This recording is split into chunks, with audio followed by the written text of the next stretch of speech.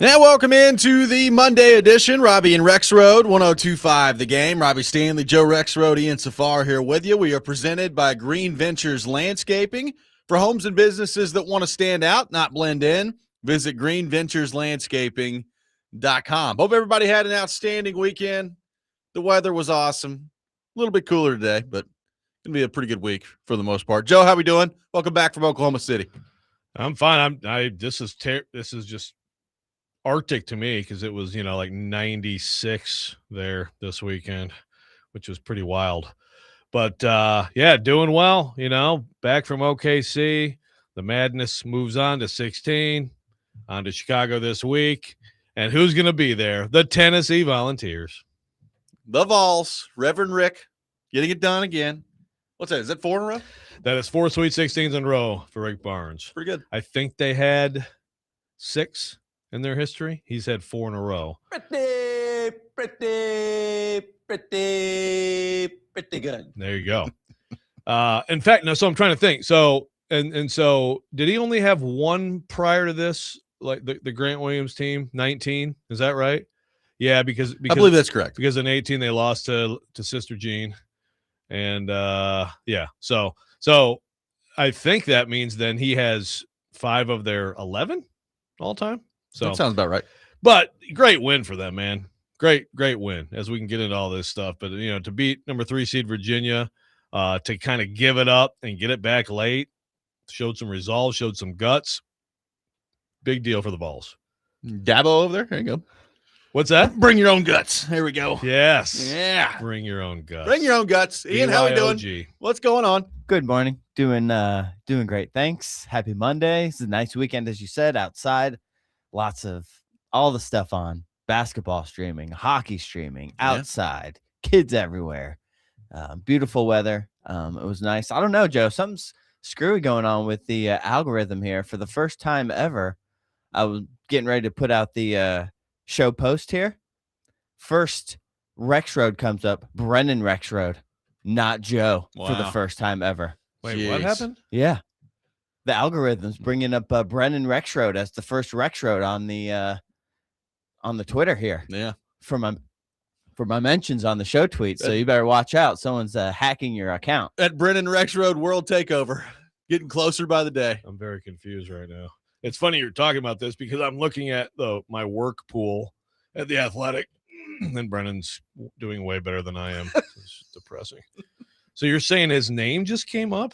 Well, like his Twitter account came up? It is, yeah. When I tried to put out the show post. Yeah. Oh, I see what you're saying. So you mentioned, start mentioning Rexrode, and the You're first not the one. Wow. Brennan. Interesting. I didn't even realize he still had a Twitter account. I thought these kids, they don't do the Twitter stuff, right? No, they don't. But okay. I know he used to put his, his high school, his football highlights out there and stuff. Good for him. As somebody has pointed out on the text line, I just about I texted you guys Friday. I was watching Tennessee and Miami. Score goes final. I looked at the score. I was like, wait a minute, what did I say the score was going to be this morning?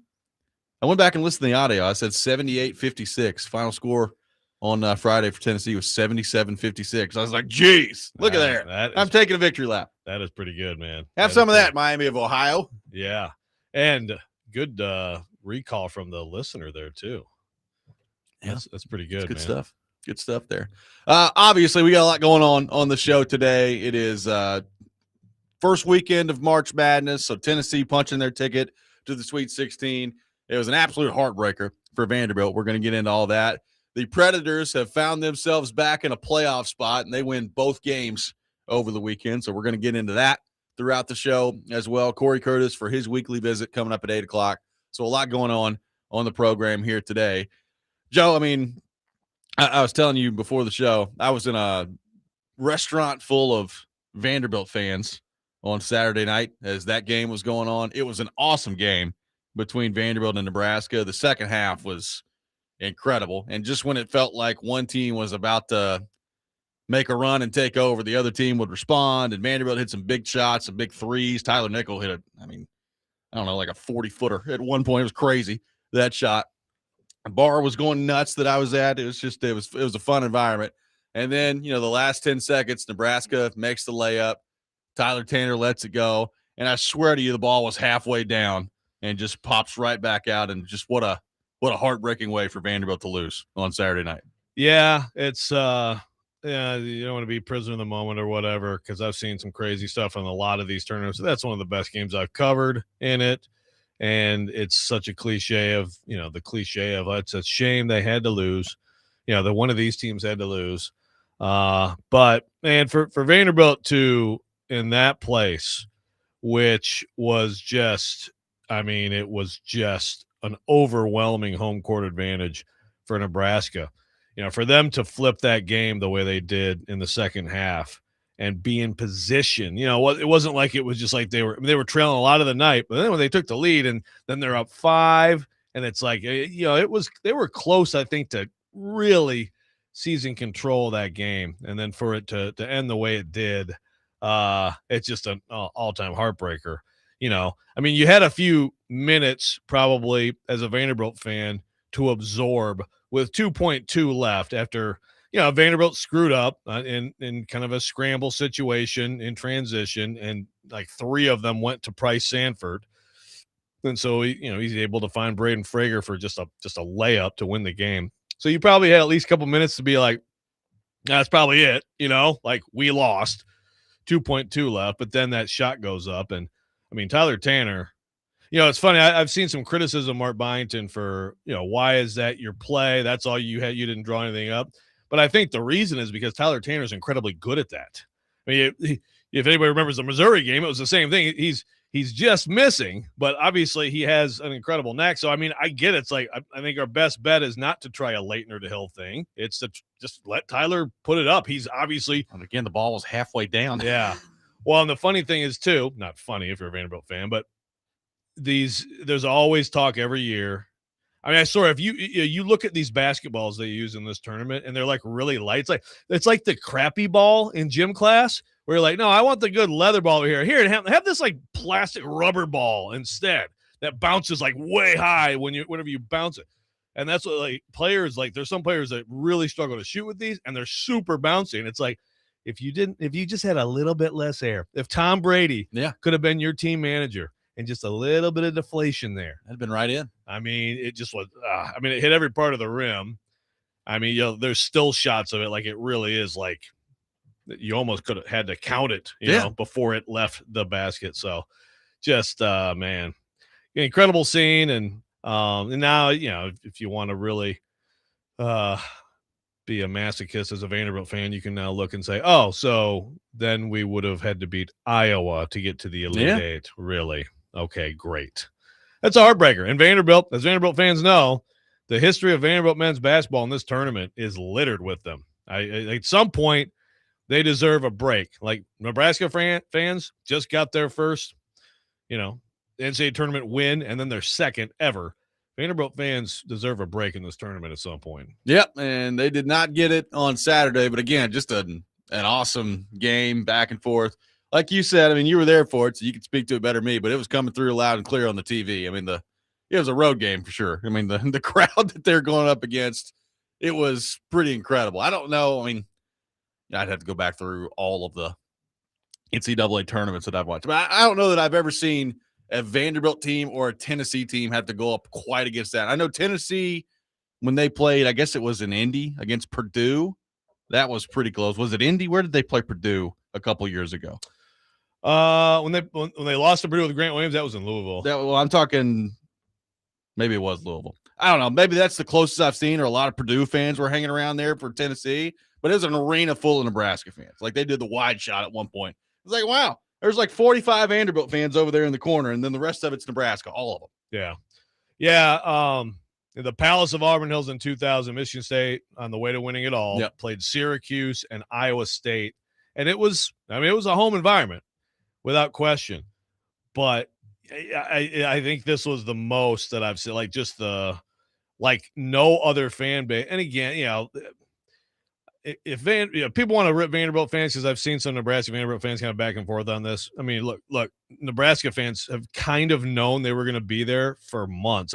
Basically, it's like as long as you're a top 4 seed, and certainly if you're a 3 and up, you're definitely getting, like, you're going to be in Oklahoma City. I mean, Vanderbilt, I had no idea. So they had the place bought up long before any of these other teams. Basically, Houston and Nebraska kind of knew, you know. And the thing is, I mean, let's face it, like Houston had their little section of like parents and some really hard. I mean, like Nebraska fans in general, like, I mean, there is nothing else in the state of Nebraska, right? Like it's go big red, period. And so they took it over. So like, you know, it's not like an unfair advantage in terms. It's not like this game was in Omaha. Yeah. It's 500 miles, you know, but they just knew. And so that happens. And again, they're a starving fan base with, as we know, not a lot going on in the football field. Let's head back to our phone line, driven by WilsonCountyHyundai.com. Welcome in Matt in Fairview. Matt, good morning. Thank you for calling in. Morning, guys. Wanted to talk on, first off, that Vandy game, possession by possession. I was living and dying by that. I mean, it was unbelievable. I thought the foul calling on nickel down the stretch in the final couple minutes of the game were kind of ticky-tacky. They let them play all game. Vanderbilt was able to, you know, hang tough, but those foul calls on the off ball underneath the goal when they were doing the switches, just I thought it was a little ticky-tacky down the stretch. And I assume that Hoiberg got into the ref's ears when that was happening. So I'll leave it at that. Thanks. Thank you, Matt. Appreciate it. Joe, what did you make of that down the stretch? Because I kind of agreed. Yeah, no, there was one that was ticky-tacky. I do think, yeah, I'm sure Hoiberg some, but actually, you know, really, you know, the nickel and the big guy whose last name Burke and his last name I will butcher it. So they were getting into it. Like nickel and a couple Nebraska guys were talking a lot of trash, and it was getting chippy. You know, early in the game they kind of had to break them up. So I think that's part of it too. But I agree. I mean, there was kind of an off the ball hold. It was like, okay, you know, down the stretch they didn't call. Down the stretch, I think they didn't really call either team for much, and there was probably a couple calls either way. That there was one play I thought where Nebraska should have been called going for a rebound. They weren't. I don't think they were called for a foul in the last like 8 minutes. So, I mean, I didn't think it was a terribly officiated game. I generally like the idea of letting them play, but yeah, I mean, I agree. Like there was one that was like it didn't really fit in with the rest of the way they were calling the game. Well, and you know, in the last 8 minutes thing, I think Vanderbilt shot about 35 threes in a row at one point. Like it's crazy. So you're not going to get a foul call when you're shooting as many threes as Vanderbilt was too. Yeah, I mean, basically, it's like you're launching or Tanner's going to the hole, and then typically he was just like getting by everybody and scoring. I mean, the guy was incredible, man. Like.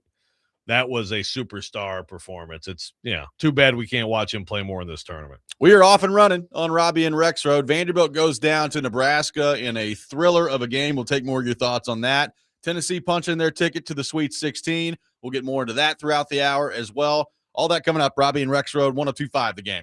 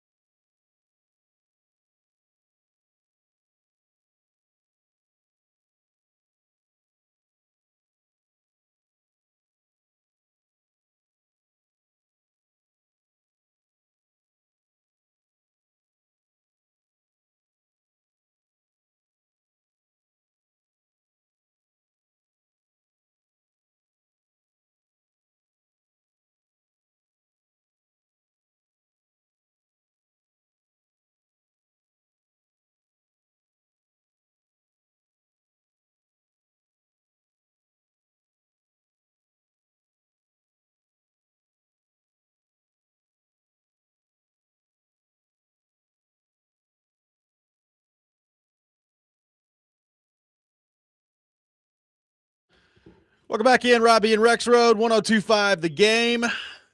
Taking your thoughts on our phone and text lines driven by WilsonCountyHyundai.com, 615-737-1025, 615-737-1025. So, Joe, I'm going through, I guess, is Texas the lowest remaining seed? Yes. I guess they are, the 11th seed. Cinderella. Texas is Cinderella this year. 10-gallon hat and more money than anyone else in the world. Yep. Texas and Cinderella. I guess Iowa, right? You get 11 seed and a 9 seed. Yep. That's about where we're at in the Sweet That 16. is where we're at. So, yep, it's all Power 5 teams 2 years in a row. So definitely, we're the Cinderella. When we had some good we had some moments in the first we had High Point and they almost got there, and we also had Siena was so close to beating Duke, so it's not like we didn't have some good performances, but ultimately yes, we were left with all Power 5s and 6 Big Ten, by the way, 4 SEC. You would have thought it would have been 5 and 5, but somehow again Iowa beat Florida. To me that's the most shocking result of the tournament, right? Yeah, easily. We also could have had, I guess, another – although they wouldn't have beat Iowa State, but, of course, Otego away gives Kentucky another day with that insane finish there for them. So that was another with Santa Clara possibility. But, Cinderella, Texas. They are another first 4 team. That's, again, first 4 teams winning and then also getting the Sweet 16. It happens more than you would think it would. JC in Goodlettsville says, 1 possession game, ref calls are magnified, but it was a decently officiated game. The uncalled double dribble was the only really bad miss. But when you miss 7 free throws and Nichols was a front end of a 1-and-1, you just need to look at the mirror. Duke Miles plays an average game, and we win by 8. This is from JC in Goodlettsville. Yeah, and it was actually 8 free throws, 11 for 19. That's a high 70s team. McLaughlin missed, I think, 4 straight. Yeah, it just that is a huge part. Yes. Now, by the way, the double dribble, which is so funny because it was on the other end of the court for me. I had no clue. And then I'm seeing all these people tweet about it later. I look at it, I'm like, oh, yeah, he definitely started to pick it up, put it back down. And, now granted, that was also when it was like 48-44. Not saying it doesn't matter. It's a big miss, but I do tend to think, like you're going to have some missed calls in a game. I didn't think the officiating was really the story of the game. Definitely the free throw shooting for Vanderbilt, big story. And yeah, Duke Miles, tough because Miles and Nickel were having really bad first halves. They couldn't buy a bucket. Nickel got rolling, as you said. He hit some bombs. Okereke hit some. They had some big time shots and performances, but Miles just couldn't find it. And I agree. If he just had a couple more from him, then that might be the difference. So we were talking about this before we went on the air, but we do have one texter that says, yeah, Florida's coach just seems like an absolute punk out there. Todd Golden looked crazy. They won it all last year, so there's a lot of stuff going on with Todd Golden last year. They won it all last year, and he's an intense guy, and obviously he did a great job. He's a great coach. This year, I don't know exactly what has gone on, but it has become this thing where he is just mother farting the other staff like all game. He's screaming at Cal. They're holding him back. He's screaming at Mark Pope, basically flipping him off. And poor goofball Mark Pope. Leave the guy alone. My God. Mark Pope. Now you have the rant today, so let me just take 1 second today. Sure. Mark Pope was asked about Yaxel Lendeberg telling Associated Press reporter Larry Lage. This is Yaxel Lendeberg telling a reporter, Larry Lage, Associated Press, they offered me $7 to $9 million. Mark Pope's asked about that. He's like, well, maybe you guys should do a little reporting, like these rumors. No, dude. He said it to this reporter whose name is on the story. You are now being asked if it's true or not, and you're saying do some reporting on it. We're asking you, Mark. That's the reporting. What other reporting do you want done on it, Mark? Okay, thank you. Anyway, Todd Golden screaming at that poor dude, that poor sucker, boy, big offseason for Mark Pope in Kentucky. But they got 1 win. And then yesterday, man, Ben McCollum and Todd Golden, holy cow. Just utter, Todd Golden is a little bit out of control. I'm kind of sad he's done in the tournament now, but not too sad. But probably good for the safety of everybody else involved in the tournament. Man. Yeah, they're like You calm down a little bit out there, son. one of the Iowa assistants like refused to shake his hand, like pulled his hand away in the line. I was like, my goodness. But I mean, Iowa beating Florida. I faded Florida. I made it very clear on here, right? That I just didn't believe in them because of their backcourt. And it turned out to be true. But I did not think it would happen then. I did not think it would happen yesterday. That is a shocker. Well, like, Hurley and Cronin were on the same court last night, and they walked off just fine. Like everybody was fine. Huge after the hug. game. Yeah, they like each other. They calm. They like each other. They like to scream 2 at peas in a pod. refs and reporters. Yeah, they scream at refs and reporters. They love each other. Yeah, it's great. Did not both of us, I believe, picked UCLA to upset UConn. Did not work out that way. Did not. No, they had a chance, but UConn looks good, man. I mean, Washington D.C. and I know we have plenty of time this week to look ahead, but you got UConn, Michigan State, and you got Duke St. John's. You got Hurley, Izzo, Patino, Duke, and Shire. That's a pretty good. Duke St. John's used to have some good ones back in the day too. Oh yeah, late 90s, early 2000s. I have some flashbacks of those. Little Ron Artest, maybe. Yeah. And that's the thing. There was that, but obviously St. John's it's been so. I mean, back when St. John's was great. That was before Duke really. I'm talking Lou Carnesecca and Chris Mullen. St. John's, that was one of the best games too yesterday, beating. And also, it's a shame. It's a shame. Kentucky, Kansas, North Carolina, nowhere to be found. It's a real shame here in the Sweet 16. You hate to see it. Yeah. You hate to see it. If you're mad about all the big brands and all that stuff, man, at least you can take a little heart in those three not being in this thing anymore, right? Well, Tennessee is in the Sweet 16. They take down Virginia yesterday. We will get into that game and the significance of another Sweet 16 berth for Rick Barnes and company coming up next. Take your thoughts at 615-737-1025. Robby and Rexrode, 1025 The Game.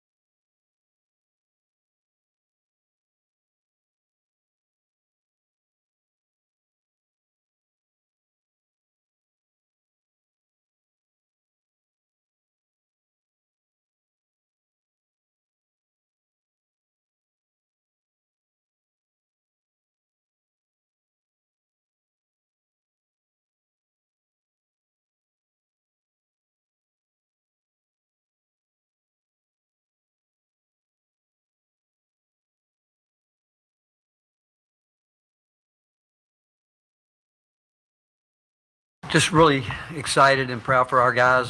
They worked hard. They had to play a team like Virginia.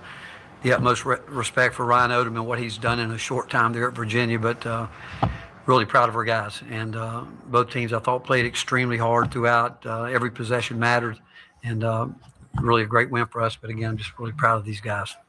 They fought through a lot of things that maybe we didn't have to, but they found a way to fight through it. That's Rick Barnes after Tennessee takes down Virginia yesterday to advance to the Sweet 16. Welcome back in, Robby and Rexrode, taking your thoughts at 615-737-1025. So Tennessee wins 79-72 against Virginia, and they punched their ticket to their fourth consecutive Sweet 16 in a bracket where not a lot of people picked them to do it, including myself. Did not pick them to get there. I think the number was like 28.6%. I think I saw ESPN tweet this out yesterday. Of brackets had Tennessee going to the Sweet 16. So pulling off the upset against Virginia. Nate Ament, after doing nothing in the first game, had 16 points yesterday, and Barnes talked about in his post-game press conference. I mean, he could still see him out there kind of fighting through some stuff, but he was able to do it. Gillespie with 21 yesterday. He was 6 of 14 from the field, 3 of 5 from 3. But Tennessee gets it done. They take down Virginia. They're back in the Sweet 16. What did you make of that win for Tennessee yesterday against Virginia, Joe, a 30-win Virginia team? Yeah, big-time win. I think Virginia was a little bit – I don't know that – yeah, they were a little bit overseeded. I think that they were a 4 seed. They got a 3. You know, Vanderbilt, I think, was a 4 seed. They got a 5.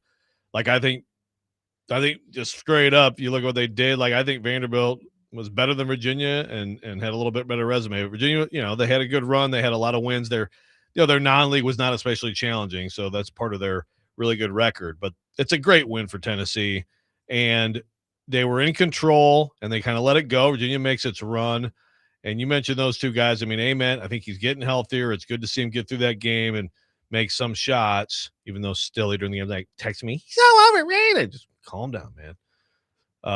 But I thought JP Estrella, been talking about him, you know, Virginia gets it takes the lead. Estrella, you know, assertive in the post, you know, turn around, gets a bucket to go. I thought he was really key for them. And just again, I think that the ceiling of this team raises a little bit if he's going to be aggressive and give them another option. What do you got? He's got to stay out of foul trouble. Rick Barnes in his post-game press conference yesterday made that very clear. Rick Barnes taking silly fouls. Rick Barnes' post-game press conference. Let me rip all my players out. They're sitting right next to me. I think you talked about Jacoby Gillespie turning the ball over like 5 times. Hey, he's just turning the ball over. He's turning the ball over. Can't be doing that. But JP's got to quit taking these silly fouls. He just got to quit. I gotta love it, man. You gotta love it. Not afraid to call out the players. But yeah, it's a really good, like, this team to be a Sweet 16 team. Think about, like, you know, 4 years ago, they lose that game to Michigan. They are, you know, Michigan had no business beating them. Hunter Dickinson's hitting threes, and just a bad day. And the Vols, you know, they go to zone, and the Vols, I mean, they just can't buy a wide open 3.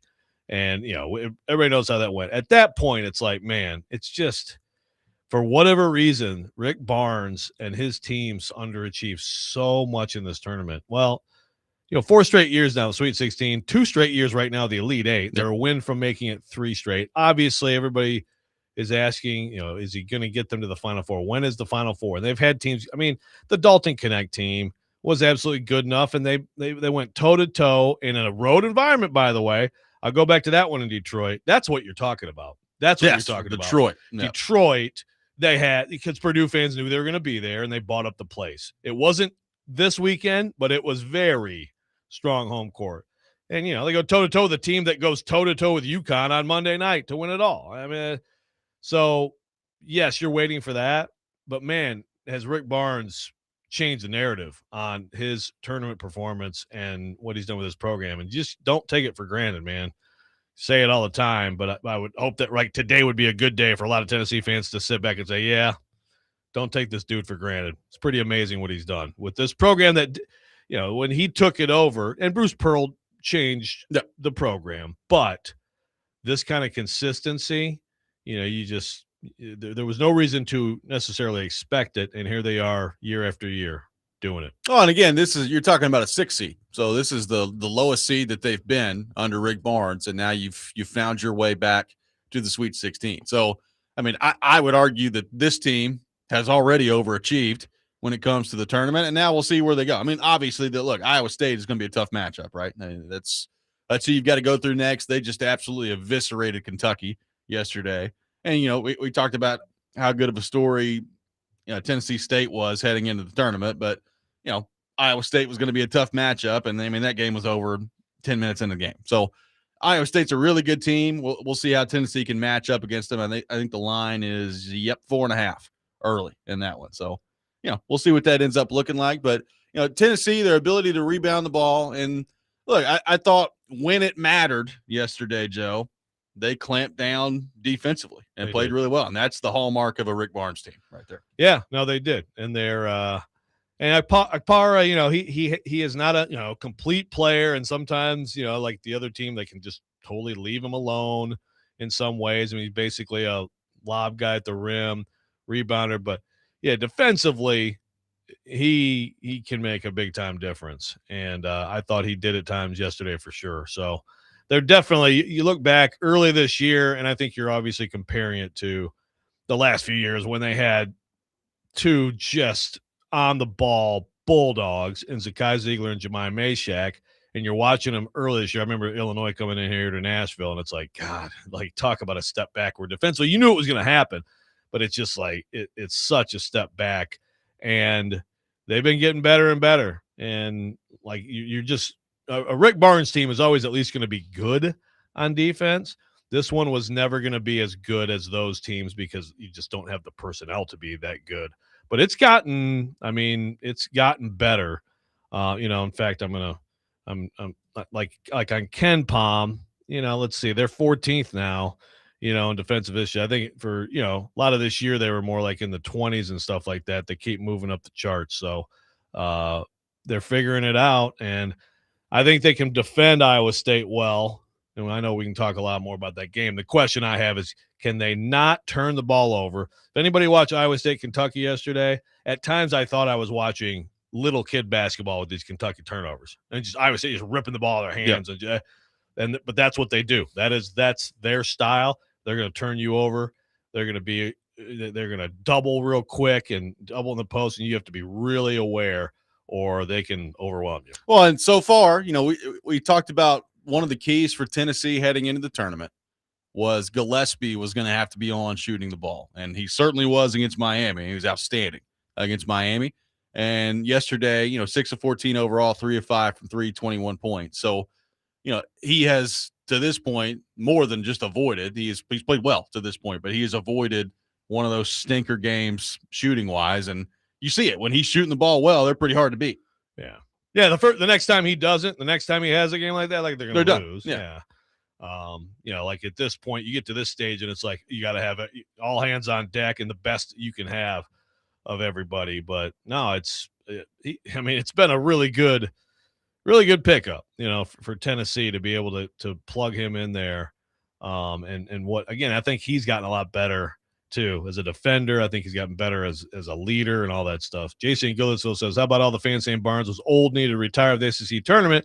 UT has rim protection, Vandy doesn't, and that's the difference in March. Yeah, I mean, I think that's true. Like Vanderbilt doesn't have that. I think certainly Akpara is it's great to have that, for sure, to have rim protection. I mean, I would still like I look at Florida being out, they have rim protection all over the place. Like they have the best front court in the game. They're out of the tournament. I'd still say guard play is usually just as important as anything in this tournament. But no, man, big answer from Rick Barnes and this program to get where they are again. 615-737-1025. We'll take your thoughts on Tennessee in the Sweet 16. We'll look at some of those matchups coming up as well. Coming up in the 7 o'clock hour, we will get into the Nashville Predators, who have found their way back into a playoff spot. All that coming up. Robby and Rexrode, 102.5 The Game.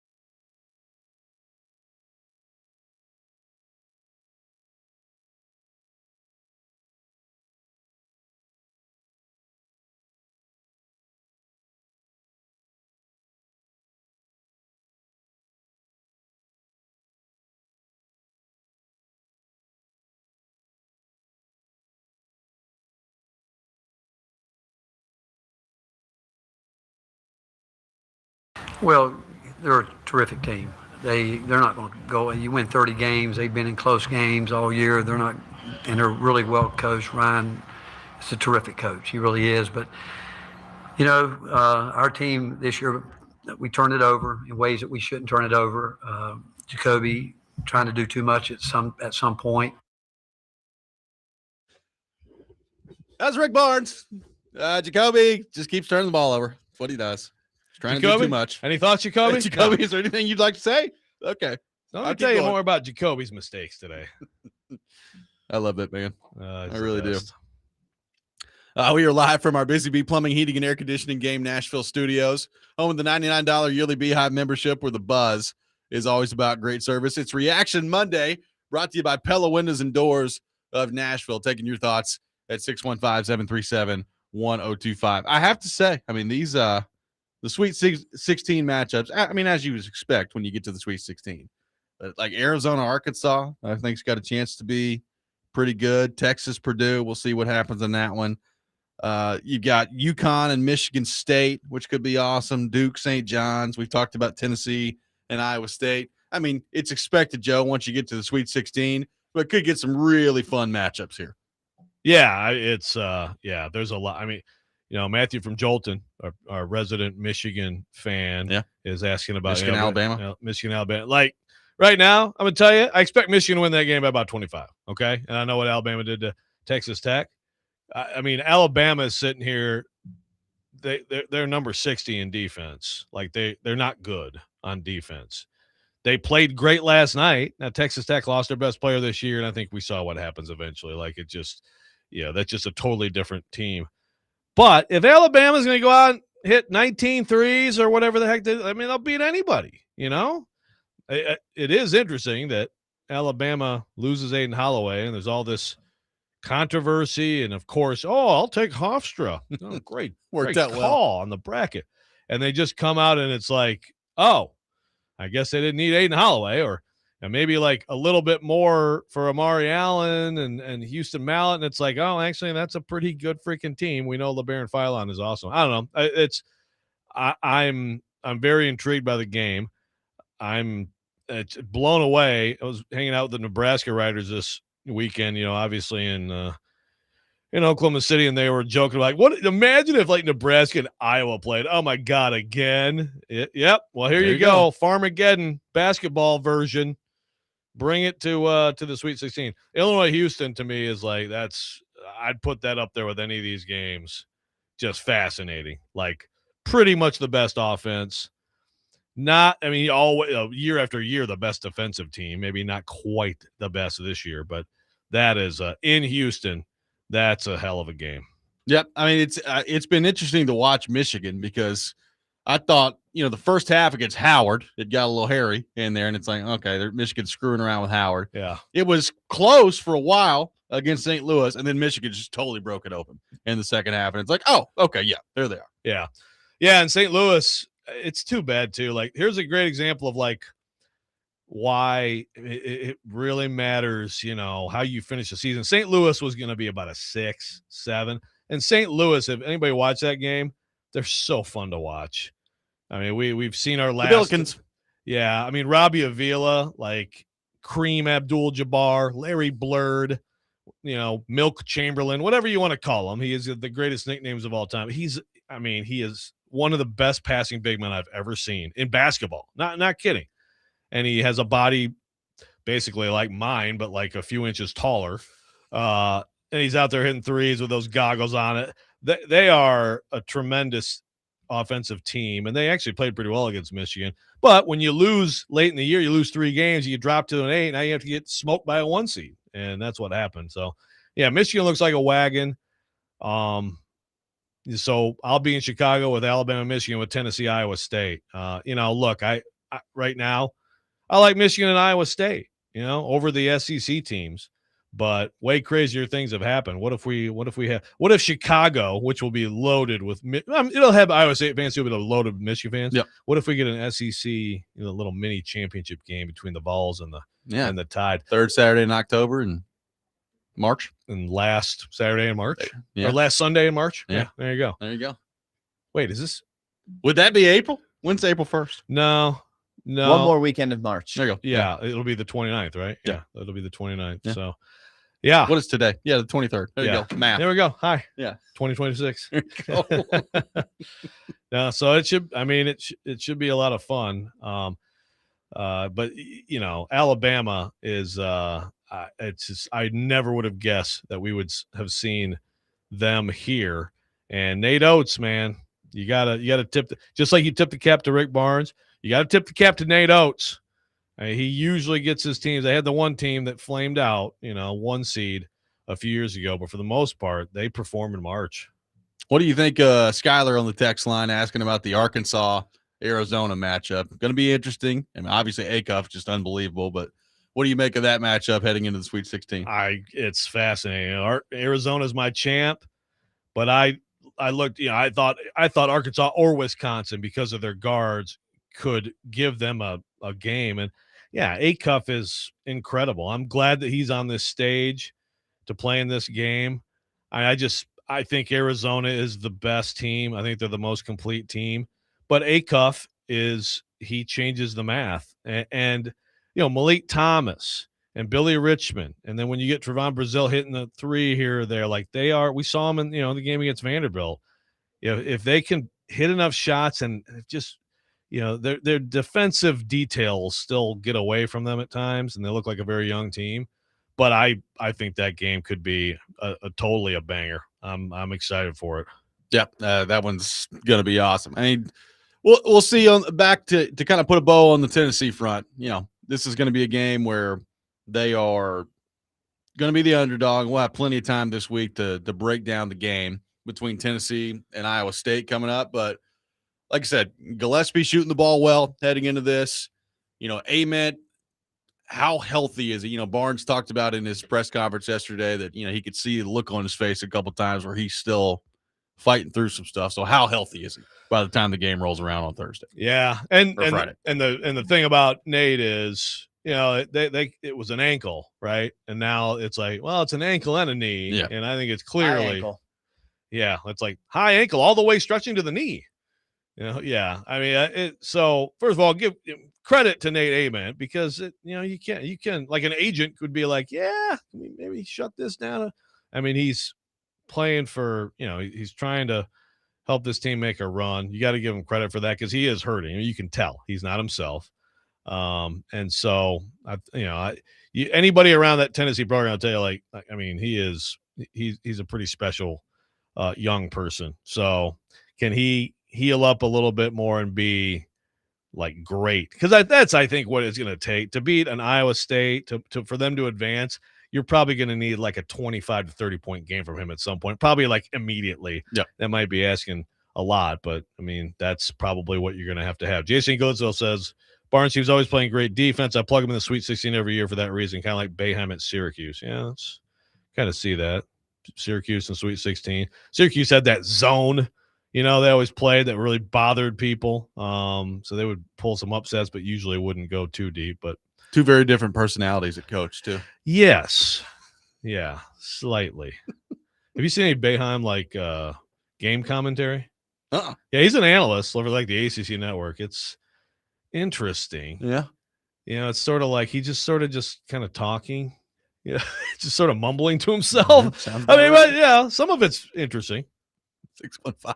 615-737-1025, our phone number. We'll take your thoughts on the tournament throughout the show. Coming up next, it was a huge weekend for the Predators. Back-to-back wins, and they find themselves in a playoff spot. We'll take your thoughts on that. Robby and Rexrode, 1025 The Game.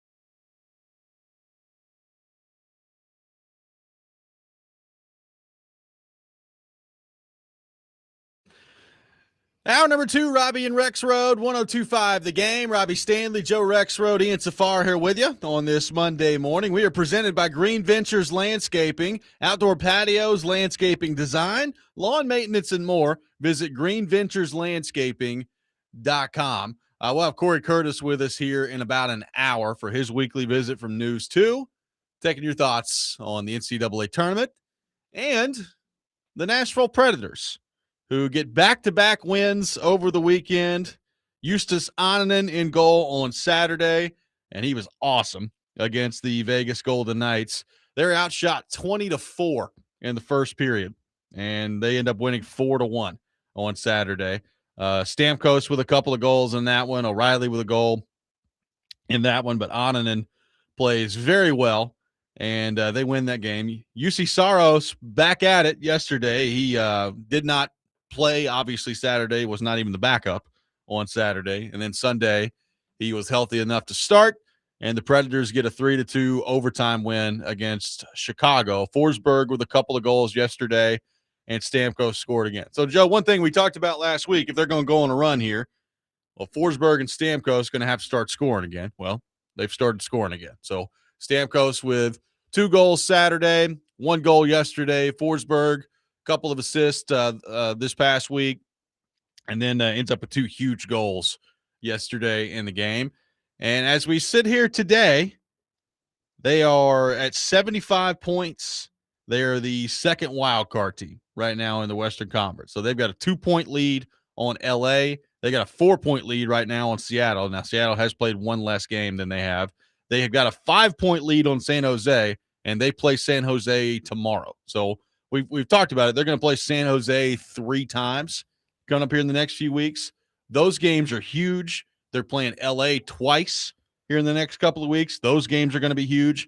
I think they got a game with Utah that's in there too. So all those teams that are right there with them in the standings, other than Seattle, who they've already beaten twice, they're going to directly play against a couple of times coming up here over the next few weeks here. But, Joe, it's pretty wild. I mean, you're talking about a team that in November was the worst team in the National Hockey League and has now, after selling off some pieces at the deadline, found themselves in a playoff spot as we sit here today. You know, still a lot of work to do.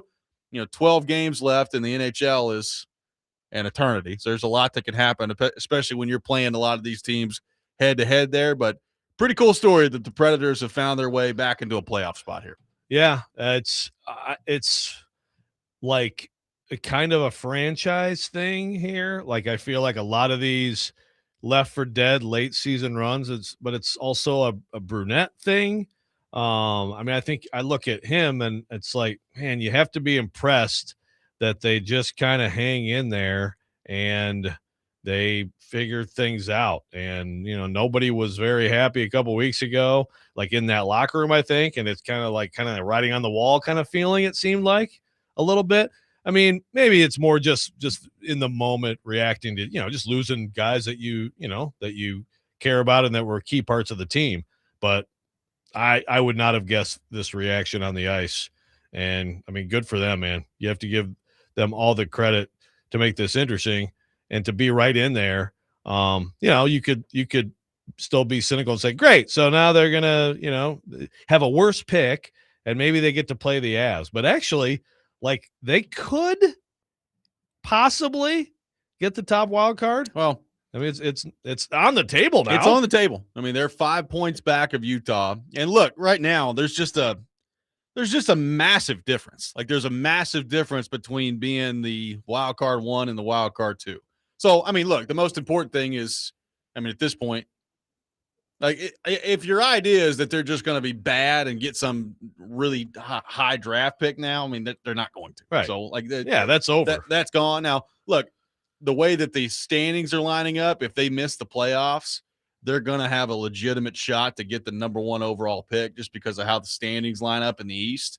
Like, when you look at the NHL standings, whoever misses out on the playoffs on the West is going to end up being like, I don't know, 24th or 25th in the league. Yeah. Because of just how the East is good. They're like all in the mid 80s over there, man. So it could shake out that way. But I mean, right now, if you're wild card 1, there's just a massive difference between playing either Anaheim who's really young, having a good year, but like if you're the Predators, are you scared of Anaheim in the playoff series? Probably not. It's You know, not I close. talked about it heading into the weekend. Vegas isn't that good. Like Vegas's goaltending is awful. And look, they've got Eichel and Stone, and they got a lot of really good players. So I still probably wouldn't pick the Predators in that series. But Vegas is, I mean, the reason Vegas is where they are is they've lost 14 games in overtime. Like that's why they are where they are.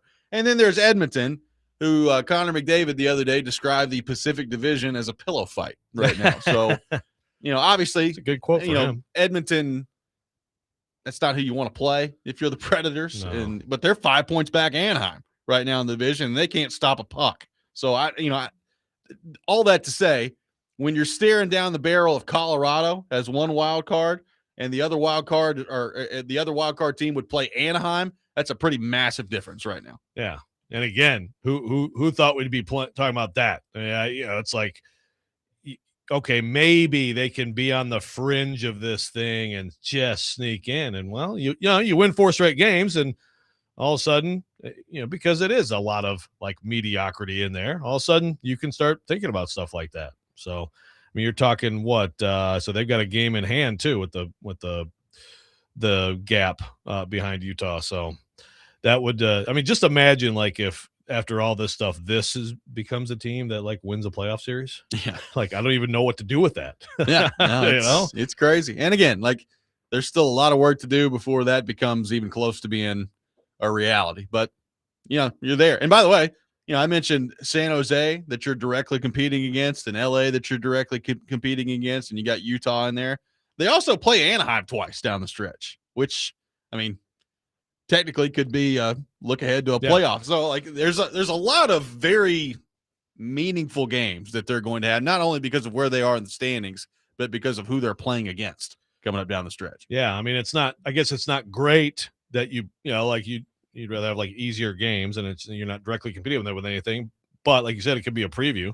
Maybe we can get some Anaheim Preds bad blood going and renew the rivalry. It's just, it's not quite going to be the same from the guys that used to be on those teams. Yeah. And there's a lot of thoughts, on the YouTube chat right now of like, okay, so they're going to make the playoffs potentially and then get beat in the first round. Like, what does that really accomplish? And I understand that. We've talked about that for a long time. But again, like at this point, if you think that they're going to crater to the bottom of the league right now, it's just not going to happen. I mean, they're at 75 points. Vancouver's at 50. Chicago, who they just played yesterday, is at 65. Calgary's at 65. St. Louis is at 67. All those teams are going to finish worse than the Predators. So, like, it's guaranteed at this point. Those teams are going to finish worse than the Predators. Yeah, like at this point, why wouldn't you root for them to do this? Yeah. I mean, it's like you have to be impressed. I totally get it. It's like, okay, worst team in the league. Enough of this. The GM's getting out. I get it. Like the big picture is still all millions of question marks. I actually got into it with someone on Twitter this weekend who tweeted me because it was like some blurb that I wrote in the Athletic, but it was like, you seem to not feel like this team has an amazing future, and I'm like, well, there's some young players they're excited about, but are you sure it's an amazing future? I don't think amazing would be a little strong. Like if these things work out, then you get to the point whenever that comes to be, you have other guys who are older, you have a goalie who's getting older, whatever. There's a lot of questions. But like, be impressed with the guys in the room right now and what they're doing. Well, and again, like I think Matt Wood and how he's played at center is a really good development. So that's, if you're talking about the future right now, that's probably the number one thing I'm looking at in the short term is, all right, can he continue to play well? Like, somebody on the YouTube chat said ever since he took the hit against Seattle, I haven't noticed him doing much. I thought he made a couple of plays in yesterday's game that were great. He made an unbelievable pass on the rush to Brady Shea, where Brady Shea, the chance got stopped, but it was a great chance. Like, I think Wood's been pretty darn good at center. And, again, he's 21 years old. So that part of it, I think, is going to be fascinating to watch moving forward. But look, O'Reilly's playing the way that O'Reilly's played all year. Stamkos is scoring. Forsberg's scoring right now. And I tell you what, like Jonathan Marchessault pretty clearly is playing the best hockey he's played all year long right now. And that's made a big difference. The play he made on Forsberg's first goal yesterday was insane. It's a great play by Jonathan Marchessault. So for the first time all year, they've really started to kind of get him going too. And by the way, you can thank Matthew Wood for some of that because it's who he's been on line with. He's got a no movement clause. He's got his game going. He does have a no move. He wanted to make that very clear a couple of weeks ago. Yeah, man, this team gets on a roll and March is just starts going off. I mean, there is some talent on this team, by the way. There is. Yeah, that's what we said when they got these guys. There is. 615-737-1025. Let's head to our phone line. Welcome in Scott in Hendersonville to the program. Scott, good morning. Thank you for calling in. Yes, I'm not scared about or worried about losing in the first round.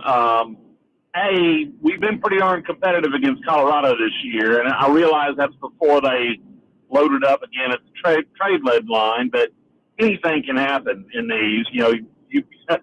There's a lot of number one seeds that have gone down in the playoffs, but really the goal should be getting playoff experience for all these young guys. You brought up all of the prospects, and it's great that this is happening with them on the ice, but getting them playoff experience should be the goal. We want to have a winning culture and a winning expectation, and we want them, while O'Reilly and Stamkos and Yossi and Forsberg are around, we want them, setting that bar high.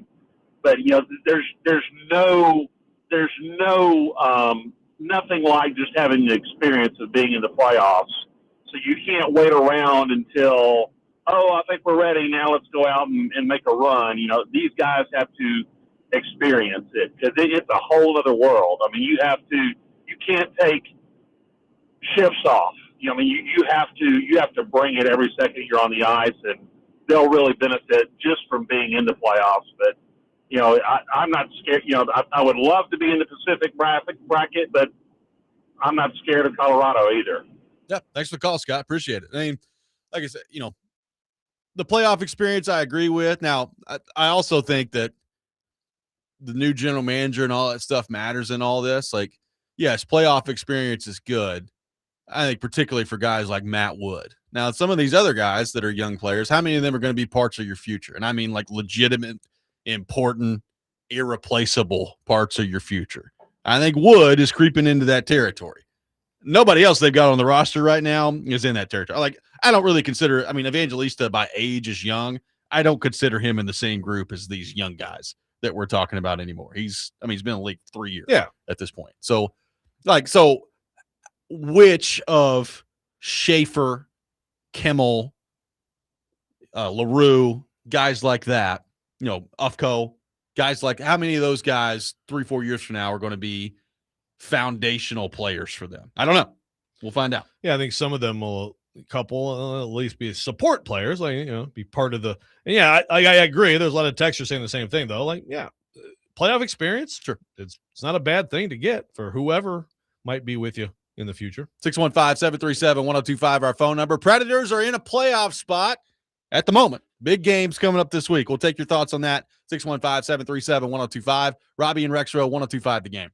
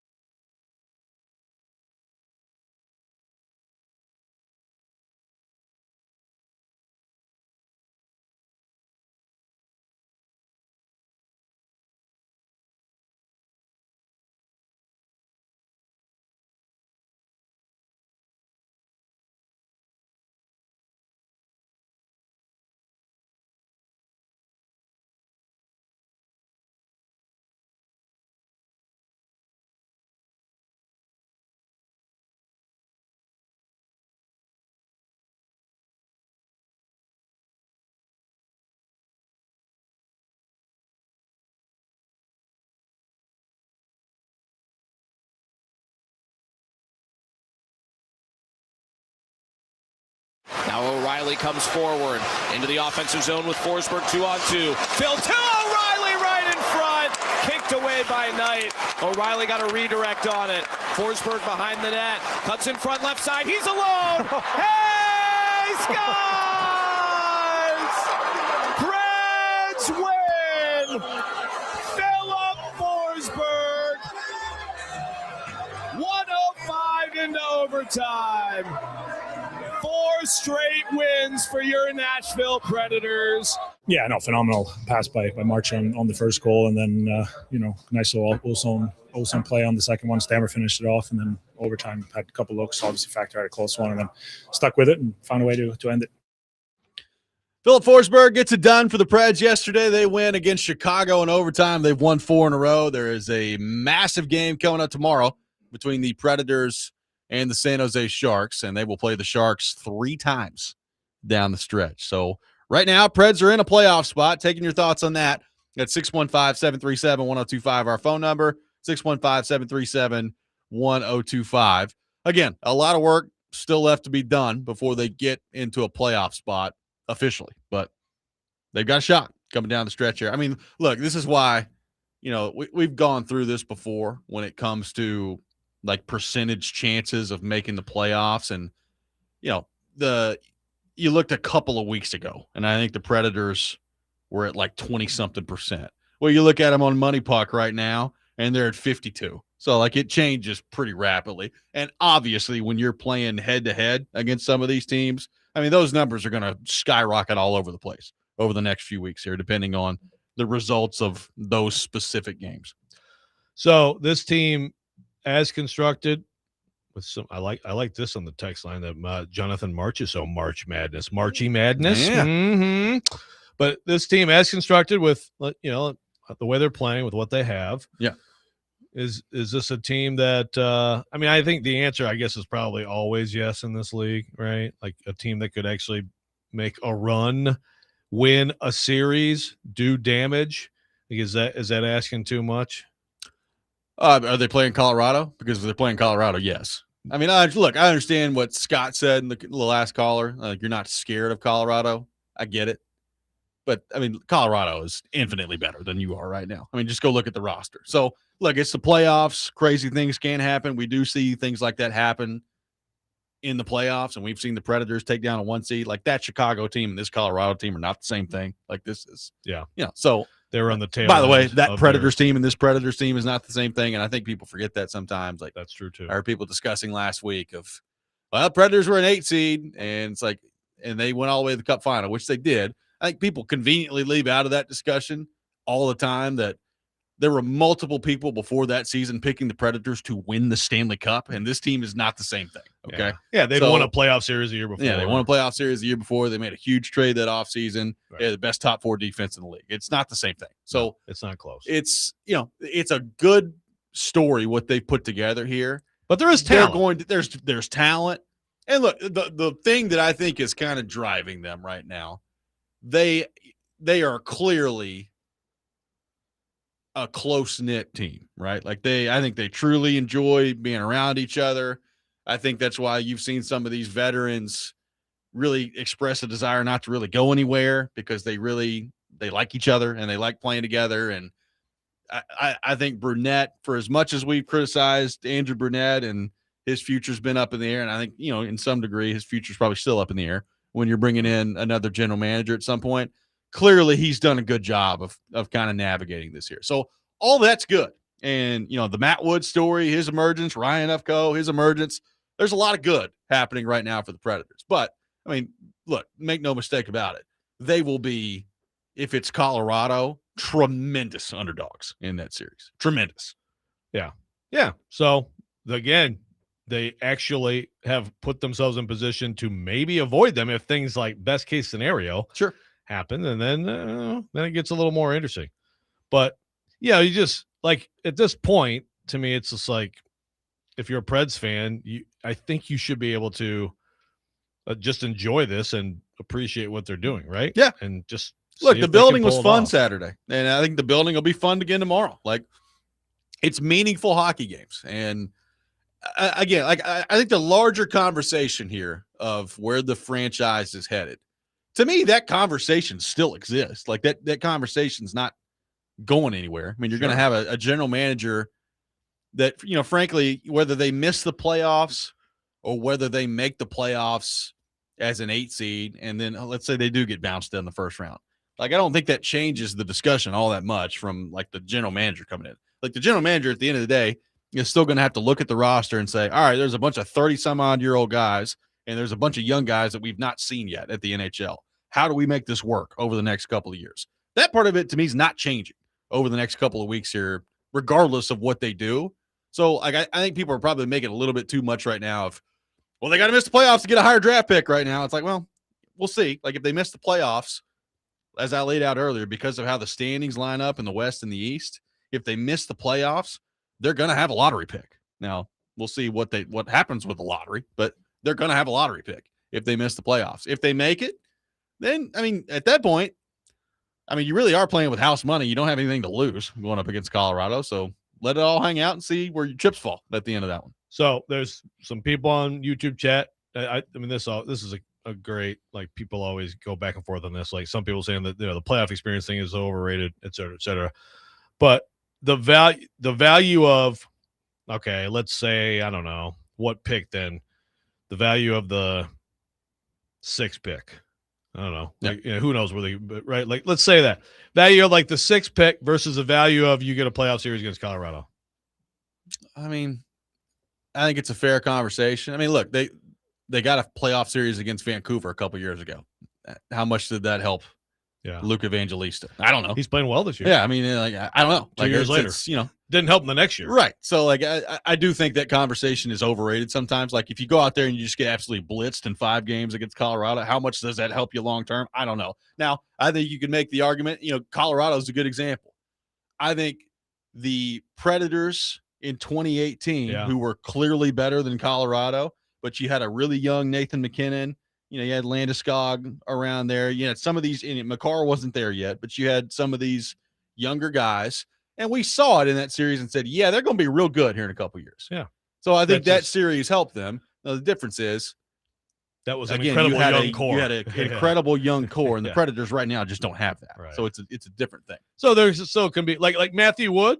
Yeah, that could be help good him. for him. Like individually, I think it could help Individually. some guys. Yes. But yeah, they're definitely not like the up and coming team. Although I remember at some point a few years ago, Matt Duchene made that comparison, didn't he? Like, yeah, we're just like Yeah, it's a little bit different. Yeah, not quite.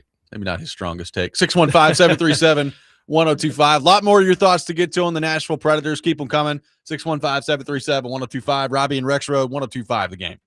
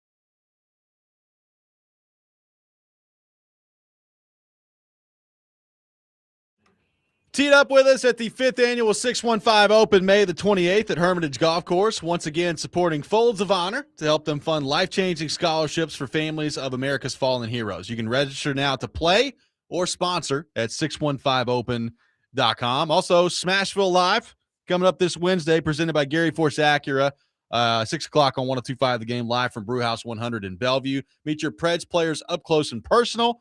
Also, get your chance for autographs and pictures as well. It'll be Ryan Ufko and Zach LaRue coming up on Wednesday at Brewhouse 100 in Bellevue, and only on 102.5 The Game. Taking your thoughts on the Preds at 615-737-1025.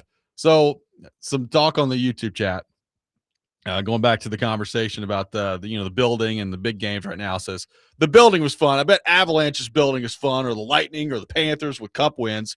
We're over here celebrating an overtime win against the bad Chicago team. Wow. Another calm down, YouTube commenter says, "What if the right moves long term is gutting the team and being a lottery team for the next 2 to 5 years?" Well, I guess my follow up to how do the next 3 weeks change that? You're going to hire a new general manager, and the new general manager is going to come in and make an assessment of what he thinks needs to happen. Right. So in the next 3 weeks, if they miss the playoffs, or if they make the playoffs and get beat in the first round, what difference does it make? Like, what does that change in terms of the general manager evaluating the roster and long-term where they're at? I mean, no, look, he just has a pick and one in a different spot. Yeah, like the age of these guys isn't changing. Like, it's not like the general manager is going to look at it and be like, well, I know that all these guys, like Stamkos is 36 and O'Reilly's 35 and Yossi's 35, but they were competitive in a 6-game series against Colorado, so we're going to go all in this summer. Like, that's not happening. So, like, I don't really understand where the freaking out is coming over, like either making the playoffs or missing the playoffs, as if that's going to determine some long-term direction for the franchise here when they're about to go hire a new general manager. Right. The time to freak out, complain, worry, all that is when you're going into a trading deadline and making decisions. And we saw the decision. It was a little bit of each. It was a half-measure decision. I thought that after that all went down, I figured they'd just fade out on the ice, and they haven't, and good for them. But like, that's when you worry about, get mad about stuff. Like, now you're going to get mad at like your team for trying. Yeah. I mean, like, the long-term part of this hasn't changed all that much. Like, they still have a bunch of old guys and a bunch of young guys we haven't seen yet. And trying to bridge that gap, I think, is going to be a very difficult thing to do. So that part of it is not going to change here in the next 3 weeks. I mean, look, I guess the one that throws a potential wrench into that, Joe, is like you go beat Colorado in the first round and then you go on some run in the playoffs. Well, wouldn't you probably take that if you're a Predators fan, right? And then figure that part of it out? Like, I think so. At some point, it's okay to actually try to win. Exactly. Yeah, and as you laid out, it's miles apart from the scenario of like the Preds in 17. Yeah, and they're very different. But the one similarity would be if you did somehow win that series, it does open up the bracket. It does. Like, all of a sudden be like, wow, well, what else can't you do? I mean, right? unfortunately, it would just be like, oh, so now it's the winner of Dallas and Minnesota. All right, cool. Great. But if you just beat Colorado, then okay. Yeah. Then you're like, we'll see. Like Keith says in the text, I hope, driven by WilsonCountyHoney.com. He says, hoping you missed the playoffs is the most absurd thing I can think of. Can you imagine hearing that talking the NFL? No. But like the NFL is like you win one game and you can, it's not a series where it's harder if you're way less than one team to, Well, and again, I am sympathetic to the Predators fan because we've talked about this. I understand if you're a Predators fan and you're tired of being right there on the fringe and in the middle. I get it. So I understand that part of it. I guess what I'm saying is I don't think the next 3 weeks are going to change that conversation, right? Like, it's still at the end of it. You're hiring a new general manager that's going to come in and it's going to evaluate everything. They're going to evaluate the coach. They're going to evaluate the veteran players on your roster right now. Look, honestly, I think there are probably still some veteran guys, and Marchessault is probably chief among them, that, it's been a fun run right now. They're in the thick of it. And when you get to the offseason, he very well could look at it and say, all right, let's do something. Let's get me out of here. Like this. Yeah. So like a lot of the conversations that we've been having, I don't think are going to change that much over the next 3 weeks here. So Yeah. I that's just I guess I don't understand where the freak out's coming out from that standpoint. Yeah, and here's a text that says, would we feel differently about the next 2 to 5 years if they look somewhat competent in the first 20 games? My answer is a hard no. Like they'd be in a different spot right now with this season. They'd be solidly in a playoff spot. Yeah. But no, they'd still have the same guys at the same ages and the same goalie questions in long term and the same questions about whether they have young guys who are actually going to be big time difference makers in this game. It's all the same questions. That's ultimately going to be the answer to what they are. Like, when's the next time they're going to be a legitimate Stanley Cup contender? It's probably when we find out the answer to that, right? Of how many young guys in their organization do they have that are legitimate, game-changing, foundational type of players? Like Matthew Wood, I think it's been a really good start, and you can kind of see it long-term of he could be a part of the next core. Like guys like Zach LaRue, I don't see it yet. Kimmel, I don't see it yet. It doesn't mean they won't get there, but I don't see it from him yet. You know, Molendijk, he's been in Milwaukee all year, so I couldn't tell you. We'll find out at some point. But, you know, at the NHL level, Surin, Martin, Wood, like that part of it it's not changing. Like that's going to be the next part of whenever it is that they're competing for the division again and they're legitimately challenging for a Stanley Cup, it's going to have to be from those guys. And I think everybody understands that at this point. Right. Yeah, like we just don't know. Craig says, y'all should tell Vingan it's okay for the Preds to win. He's starting to sound just as silly as Stilly did. Was Vingan screaming about they must lose? Oh, I think Vingan's not screaming about they must lose right now, but he's been talking about, like, selling off. And, again, that already didn't happen. Like, we're past that again, this year. But we're not past it. That's what I'm like. This year we are past it, but I guess what I'm saying is that's still going to be a conversation in this offseason. Sure, like that, sure. What they do between now and the end of their season isn't changing that. Right. So, like, I guess that's so what right I'm now is like take a little break and watch the hockey Why team. not see if they can do something right now? Right. Like, none of that's going to change. But you're hiring a new general manager. Everything is about to change. And whatever he wants to do, that's what they're going to do. So, like, that's what I don't understand, I guess, the disconnect here. They're about to go hire somebody who is going to put whatever his philosophy, and I don't know who it's going to be. I don't know what their philosophy is going to be. But they're going to have a chance to evaluate everything here in the next few weeks. So what they do between now and then, like, again, the guys that, like, Stamkos is not getting any younger. Yossi's not getting any younger. The new general manager is going to be able to see that. Like, they understand that. So why not enjoy it for the next few weeks, and then you can figure it out in the offseason. Yeah. Meaningful hockey is good. I just it's like it's better than again, like hockey that means nothing. This is coming from somebody who's been a proponent of them selling off and tearing it down. Yeah. So I still feel that way, but you can do it at the offseason. Like at this point, you're in a playoff spot, ride it out, see how it goes, and then evaluate from there in the offseason. And I think, to your point on the good atmospheres in the building and stuff, like I think the people who invest to that level, like they appreciate it, right? Sure. Yeah. It's like, wow, we actually get to, I mean, back in November, there's no way you thought that in March you would be watching games that mattered. No. I mean, back in November, I didn't think the coach would still be there, and here he is. So there's a lot. And again, he still may not be starting next season. Sure. Like there's still a lot about this thing that's not changed. So that's the part of this conversation that I'm just having a hard time wrapping my head around. 615-737-1025 is our phone number. We got the Rob Rant coming up next. Cory Curtis will be with us at 8 o'clock. All that ahead. Robby and Rexrode, 1025 The Game.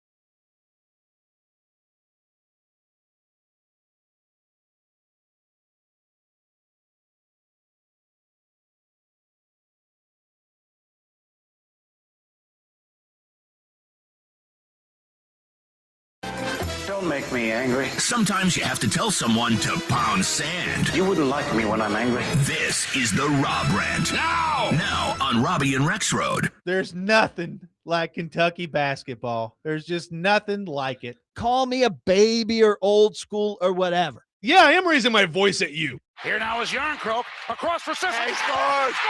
Oh my goodness! The score! He's standing in front of the net with about 8 inches of his shaft in his hand. I got length, you know. 2 with good length. I don't like all the sex. Look at these beautiful uniforms we come back with. Rubbing against your back and spitting on your neck. We're vibing, Robby.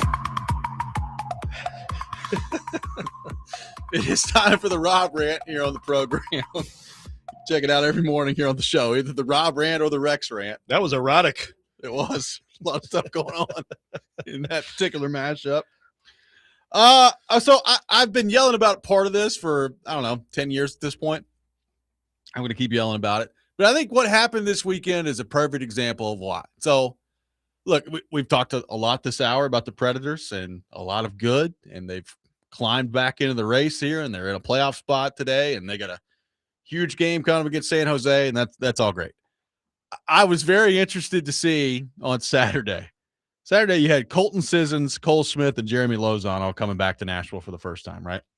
So, obviously, they just traded Cole Smith like 3 weeks ago, and he's coming back. Cole Smith was a fine fourth-line player here for a few years. It's fine. An oft-complained about. Who actually turned out to be pretty good. Yeah, solid guy. So, Jeremy Lauzon had a decent run here where, he set, I think one year he set a hit record in the NHL. Blowing people up. So, fine players that they've had here. Colton Sissons was here for 11 seasons and sent the Nashville Predators to the Stanley Cup final with a hat trick in Game 6 of the Western Conference Final. Filling in at number one center for the injured Ryan for Johansson and Fisher and all that. So, not the same. Can we all agree? Oh.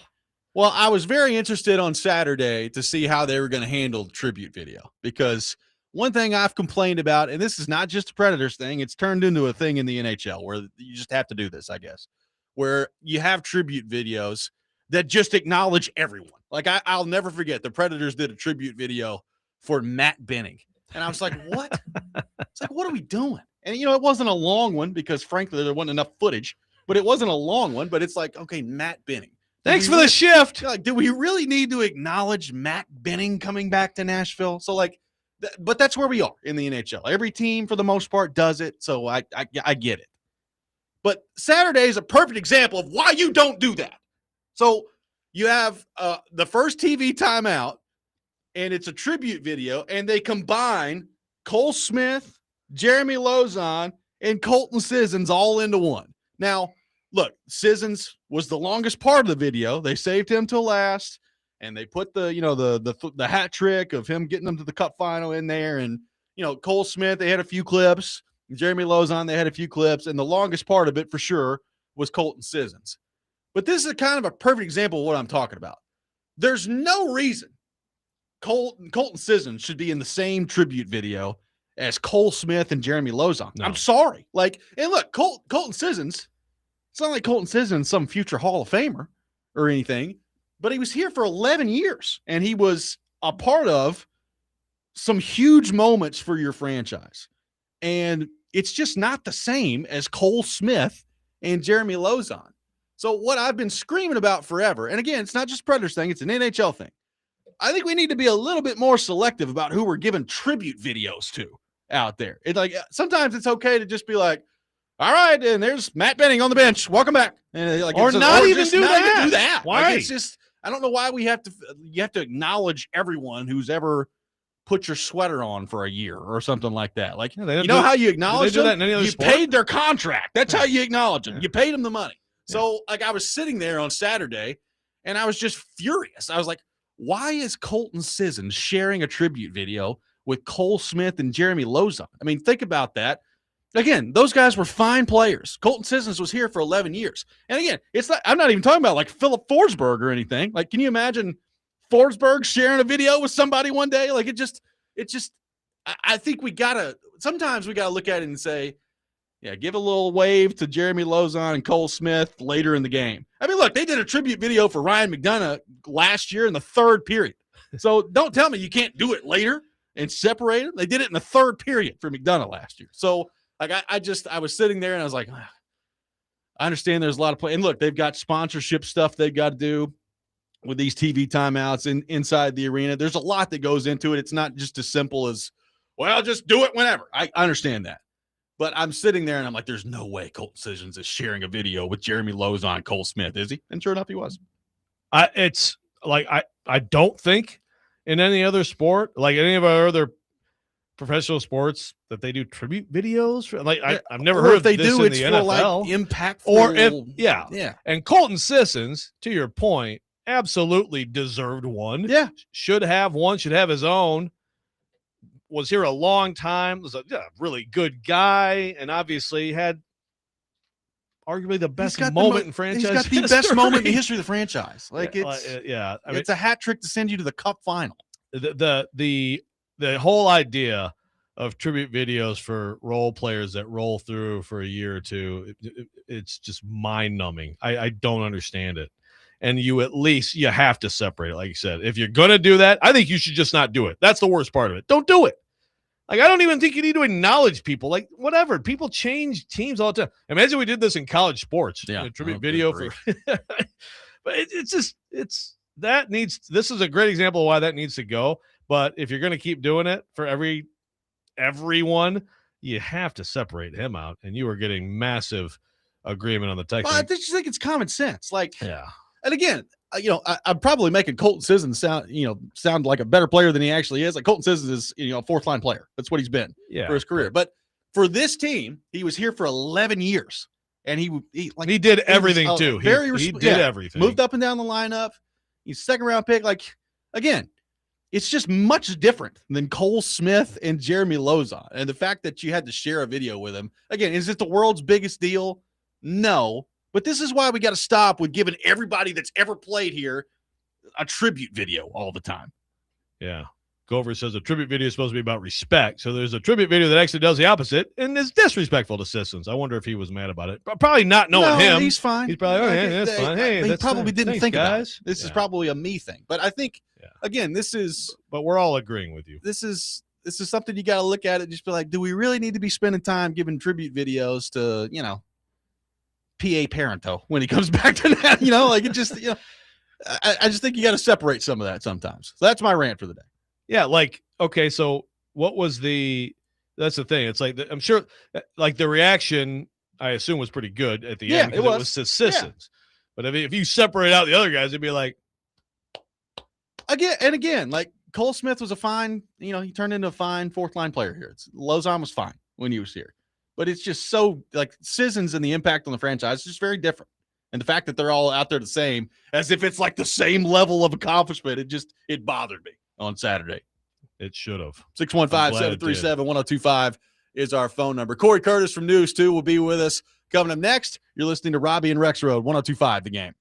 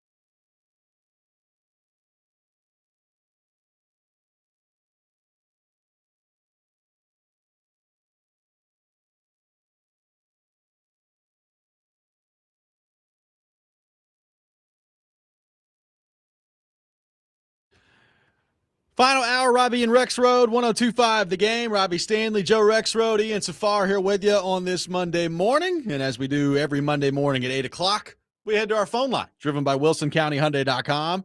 Hey, welcome in our friend Cory Curtis to the program from News 2, brought to you by Tennessee Men's Clinic. Cory, good morning. How are you? I am a delight. Robert, how are you? Also a delight, even more so now that I have a chance to speak with you to start off this week. So, as always, yes, a great start. I concur with that. A great start. So, the Nashville Predators, Cory, have found themselves back in a playoff spot as we sit here today. Now, as you know, a lot of work still left to be done, and they've got, three games with San Jose and a couple with LA. So, a lot of head-to-head matchups against teams that are right there with them in the standings. But what do you make of what they've been able to pull off here to this point, after the deadline where people thought maybe you're out of it, and now all of a sudden they've won 4 in a row, and you find themselves back in a playoff spot? Well, I think it helps to not play Colorado every day, and Dallas every day. So the schedule's gotten a little bit easier, and they've beaten the teams they're supposed to beat. I think that is part of it. Now, they've given away a few points here and there, but the bigger thing for me is, we've seen this before with Andrew Burnett. Young team plays well, team plays better. And, so they traded off, 4 older pieces, and they bring up, some of the kids, and team's performing better. I mean, I don't think it's a lot of secret. The chemistry on the team looks better. They look faster. And they're playing better, and so are they still good enough to get to a playoff round? I'd have to be convinced of that, especially if they're the 8th seed, knowing who they're going to have to play. But like I said last week, they're playing meaningful games. They're winning meaningful games. It's fun to watch, and it's fun to see some of these younger guys do well. And it's fun to see a player like Philip Forsberg decide that he's just going to win a hockey game, and that's what he did last night.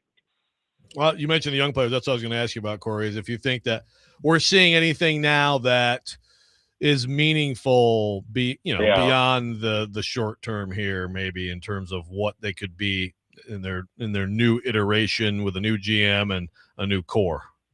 Well, when you're looking at is it sustainable? It's why I wanted them to be playing meaningful games. That's what I said last week. They needed to be meaningful games down the stretch, so you get a real idea of what they can do when it counts. And I think Matthew Wood's a first-round draft pick, and he's playing really well, for this hockey team. So I have to think he is. Ufko has been good since he's been called up. You've seen him show up some really high-end skill at times. And so he's been good. Luke Evangelista paired with, Steven Stamkos much of the year. His assist numbers have gone through the roof this year. And then, you've got other guys like Reed Schaefer who've come up. And I think, didn't Joachim Kemmel play yesterday? Yep. I think those guys the last 2 have to prove they can do it on a consistent basis. But I think the other 3 have shown that they're a part of the solution. And then you got a couple more pieces down in Milwaukee or playing in juniors that you think could possibly be part of the solution next year as well. And so I do think that there's some sustainability there, to get considerably younger and maybe, even add more skill. So, Cory, it was a tough weekend for Vanderbilt, man. It's a heck of a game between them and Nebraska. You get the Tyler Tanner shot at the end of the game that goes halfway down, and if that goes in, you're talking about one of the all-time great moments in the history of the tournament. But what did you make of Vanderbilt versus Nebraska, and really this season as a whole for Vanderbilt and Mark Byington and company? Well, Mark Byington, I will continue to say, has far exceeded all of my expectations at Vanderbilt. He's done a really wonderful job, and has turned them into a competitor and done it really quickly. They were the worst seeded team in the tournament, and then you follow that up with having to play basically a Nebraska home game. It's a tough draw. It's a tough draw, and you're going to get those. Everybody gets those virtually. At some point, it's disappointing you have the year you have, and that's the situation you're in. But I know everybody always feels like, oh, you dropped out in the second round. it was a 4-5 game. You know, somebody's going to lose that game and somebody's going to be disappointed. And so, you know, it's not like they went out there and, you know, pulled to Georgia and lost by 70. So, you know, they played a good game. They just didn't play, you know, well enough. I think Duke Miles had 9. And, you know, when he scores 15 to 20, they're considerably better. And Tyler Nichols stepped up his play again, which was huge. But, you know, if they can somehow get Tanner to come back next year, you know, they've got the nucleus, you know, to go out and do something. And I think the school's got the commitment NIL wise, you know, to be competitive as well. There's no reason not to think that they'll be back in the mix again next year. Yeah, the Tanner thing's going to be fascinating. Sitting there the other night watching him, like, this kid's incredible, but also it's like, I think he's like 5'10", and he's so skinny. Like, you know what I mean? It's like, like that kid can't. He's not ready for the NBA physically, but also, like, I get it. If you're going to be a first round pick, that's going to be but the same a time, really Joe, fascinating decision. With NIL, yeah, he can make $2 or $3 million in college, and he doesn't have to. You don't have to go. He doesn't have to go to the NBA to chase money. For sure. And he can play. You know, I don't want to say it's where he's better suited for, because you know we've seen guys before go to the NBA who we didn't think were going to get it done and get it done. But he doesn't have to go before he's necessarily ready.